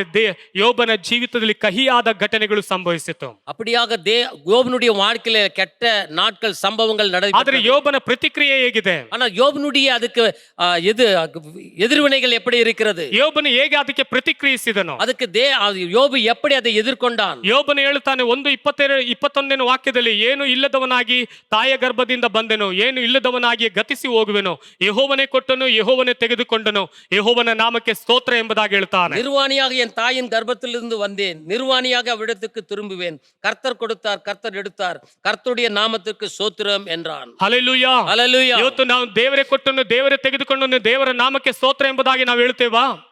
தேவனே கொடுத்தார், தேவனை எடுத்துக்கொண்டார் என்று கர்த்தருடைய நாமத்துக்கு ஸ்தோத்திரம் என்று ನೋಡ್ರಿ, சொல்கிறோமா? ಯೋಬನ ಜೀವಿತದಲ್ಲಿ ಒಂದು ಪ್ರತಿಕ್ರಿಯೆ ಹೇಗಿತ್ತಂತ ಹೇಳಿದ್ರೆ, ದೇವರೇ ಕೊಟ್ಟನು, ದೇವರೇ ತೆಗೆದುಕೊಂಡು, ದೇವರ ನಾಮಕ್ಕೆ ಸ್ತೋತ್ರ ಎಂಬುದಾಗಿ ಹೇಳಿದನು. யோபனுடைய அறிக்கை எப்படி இருந்தது? தேவனே கொடுத்தார், தேவனை எடுத்து எடுத்துக்கொண்டார், தேவனுடைய நாமத்துக்கு சோத்திரம் என்று ದೇವರೇ சொல்லப்பட்டது. ಇವತ್ತು ನನಗೆ ಕಷ್ಟ ಕೊಟ್ಟಿದ್ದಾರೆ, ದೇವರೇ ಇವತ್ತು ನನಗೆ ಇಂಥ ಕಾರ್ಯಗಳನ್ನು ಮಾಡಿದರೆ ದೇವರ ನಾಮಕ್ಕೆ ಸ್ತೋತ್ರ ಎಂಬುದಾಗಿ ನಾವು ಹೇಳ್ತೀವಾ? தேவனே இந்த கஷ்டத்தை எனக்கு கொண்டு வந்தார், தேவனுடைய நாமத்துக்கு சோத்திரம் என்று இந்த நாட்களில் நம்ம சொல்லுகிறோமா? ಅದಕ್ಕೆ ಯೋಬನು ಹೇಳ್ತಾನೆ 13ನೇ ಅಧ್ಯಾಯ 15ನೇ ವಾಕ್ಯದಲ್ಲಿ, ಆಹಾ, ಆತನು ನನ್ನನ್ನು ಕೊಲ್ಲುವನು, ಅದಕ್ಕಾಗಿ ಕಾದಿರುತ್ತೇನೆ, ಆದರೂ ನನ್ನ ನಡತೆಯ ಒಳ್ಳೆತನವನ್ನು ಆತನ ಮುಂದೆ ಸ್ಥಾಪಿಸುವೆನು. அவர் என்னை கொன்று போட்டாலும் அவர் மேல் நம்பிக்கையாய் இருப்பேன், ஆனாலும் என் வழிகளை அவருக்கு முன்பாக ரூபாகாரம் பண்ணுவேன். ಅವನು ನನ್ನ ಕೊಂದು ಹಾಕಿದ್ರು ಸರಿನೇ, ನಾನು ಕಾದಿರುತ್ತೇನೆ ಎಂಬುದಾಗಿ ಹೇಳ್ತಾನೆ. அவர் என்னை கொன்று போட்டாலும் அவருக்காக நான் காத்திருப்பேன், ಆದರೂ ನನ್ನ ನಡತೆಯನ್ನು ಒಳ್ಳೆತನವನ್ನು ಆತನ ಮುಂದೆ ಸ್ಥಾಪಿಸುವೆನು. ஆனாலும் என் நல்ல நடக்கைகளை அவருக்கு முன்பாக நான் காண்பிப்பேன். ಹಲ್ಲೆಲೂಯಾ. ஹல்லேலூயா. ಇವತ್ತು ನಮ್ಮ ಜೀವಿತದಲ್ಲಿ ಆ ಒಂದು ಕಾರ್ಯವನ್ನು ಸ್ಥಾಪಿಸುವುದಕ್ಕೆ ಸಾಧ್ಯನಾ? இந்த நாட்களில் அப்படிப்பட்ட காரியங்களை அவருக்கு முன்பாக வெளிப்படுத்த சாத்தியமா? ದೇವರು ಯೋಬನ ಕೆಟ್ಟ ದಿನಗಳನ್ನು ಒಳ್ಳೆಯ ದಿನವಾಗಿ ದೇವರು ಮಾರ್ಪಡಿಸಿದರು. யோபனுடைய கெட்ட நாட்களை தேவன் நல்ல நாட்களாய் மாற்றினார். ಹೇಗೆ ಮಾರ್ಪಡಿಸಿದರು? எப்படி? ಹೇಗೆ ಯೋಬನು ಮೊದಲನೇದಾಗಿ ಯೋಬನು ದೇವರ ಸನ್ನಿಧಾನದಲ್ಲಿ ಪ್ರಾರ್ಥನೆ ಮಾಡಿದ ಕ್ಷಣ ಅವನಿಗೆ ಪ್ರತಿಫಲ ಕೊಟ್ಟನು. தேவனுடைய சமூகத்துல யோபு ஜெபித்த போது தேவன் அவருக்கு ஒரு பதிலை கொடுத்தார். ಯೋಬನು ತನ್ನ ಸ್ನೇಹಿತರಿಗೋಸ್ಕರ ಪ್ರಾರ್ಥನೆ ಮಾಡಿದನು, ಅವನ ದುಸ್ಥಿತಿಯನ್ನು ಹೋಗಲಾಡಿಸಿ 2ರಷ್ಟನ್ನು ಹೆಚ್ಚಿಸಿದನು. யோபு தன்னுடைய சிநேகிதருக்காக அவர் ஜெபிக்கிற போது தேவன் அவரை 2 துணியாய் ஆசீர்வதித்தார். ಹಲ್ಲೆಲೂಯಾ. ಅವನ ದುಸ್ಥಿತಿಯನ್ನ ದೇವರು ನೀಗಿಸಿ ಹೆಚ್ಚಿಸಿದರು. அவருடைய கெட்ட நாட்களை தேவன் மாற்றி போட்டார். ಯೋಬನ ಜೀವಿತದಲ್ಲಿ 2ನೇದು ಪಟ್ಟು ದೇವರು ಆಶೀರ್ವದಿಸಿದರು. தேவன் அவர் 2 துணியாய் ஆசீர்வதித்தார். ಹಲ್ಲೆಲೂಯಾ. ಯೋಬನು 2ರಷ್ಟು ದೇವರು ಆಶೀರ್ವದಿಸಿದರು. தேவன் யோபை 2 துணியாய் ஆசீர்வதித்தார். ಸತ್ಯದಲ್ಲಿ ಓದುತ್ತೇವೆ, ಯೋಬ 42:12ನೇ ವಾಕ್ಯದಲ್ಲಿ ಯೆಹೋವನು ಯೋಬನ ಮೊದಲನೆಯ ಸ್ಥಿತಿಗಿಂತಲೂ ಅವನ ಕಡೆಯ ಸ್ಥಿತಿಯನ್ನು ಹೆಚ್ಚಾಗಿ ಆಶೀರ್ವದಿಸಿದನು. ಅವನಿಗೆ 14,000 ಕುರಿಗಳು, 6,000 ಒಂಟೆಗಳು, 1,000 ಎತ್ತುಗಳು, 1,000 ಹೆಣ್ಣು ಕತ್ತೆಗಳು ಉಂಟಾದವು. கர்த்தர் யோபின் முன்னிலையை பார்க்கிலும் அவன் பின்னிலையை அதிகமாய் ஆசீர்வதித்தார்.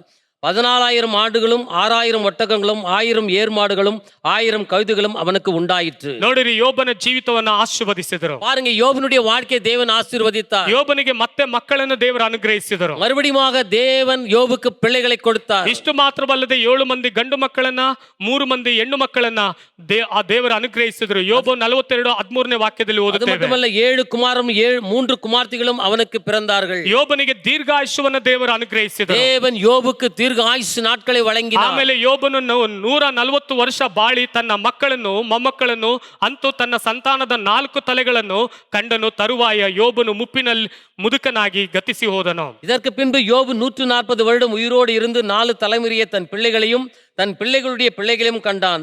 யோபு நெடுநாள் இருந்து பூர்ಣ ವಯದುಳ್ಳವನಾய் ಮರಿತಾர். ಹಲ್ಲೆಲೂಯಾ. ஹல்லேலூயா. ಯೋಬನ ಜೀವಿತದಲ್ಲಿ ಮತ್ತೆ ಕೆಟ್ಟ ದಿನಗಳು ಹೋಗಿ ಒಳ್ಳೆಯ ದಿನಗಳನ್ನ ದೇವರು ಅನುಗ್ರಹಿಸಿದರು. யோபனுடைய வாழ்க்கையில பார்க்கும்போது கெட்ட நாட்கள் எல்லாம் மறைந்து நல்ல நாட்கள் வர ஆரம்பித்தது. ಇವತ್ತು ನಿಮ್ಮ ಜೀವಿತದಲ್ಲೂ ಕೂಡ ಕೆಟ್ಟ ದಿನಗಳಾಗಿರಬಹುದು. ಕರ್ತನು ಒಂದು ದಿನ ನಿಮ್ಮ ಜೀವಿತದಲ್ಲಿ ಒಳ್ಳೆಯ ದಿನಗಳನ್ನು ಕರ್ತನ ಅನುಗ್ರಹಿಸುತ್ತಾನೆ. இந்த நாட்களில் நம்முடைய வாழ்க்கையில கெட்ட நாட்கள் நடந்து கொண்டிருக்க கூடும், ஆனாலும் ஒரு நாள் வரும் கர்த்தர் நல்ல நாட்களை மாற்றி ஆசீர்வதிப்பார். ಯಾಕೆ ಯಾಕೆ ಎಂಬುದಾಗಿ ನೀನು ಪ್ರಶ್ನೆ ಮಾಡುತ್ತಾ ಇರಬಹುದು.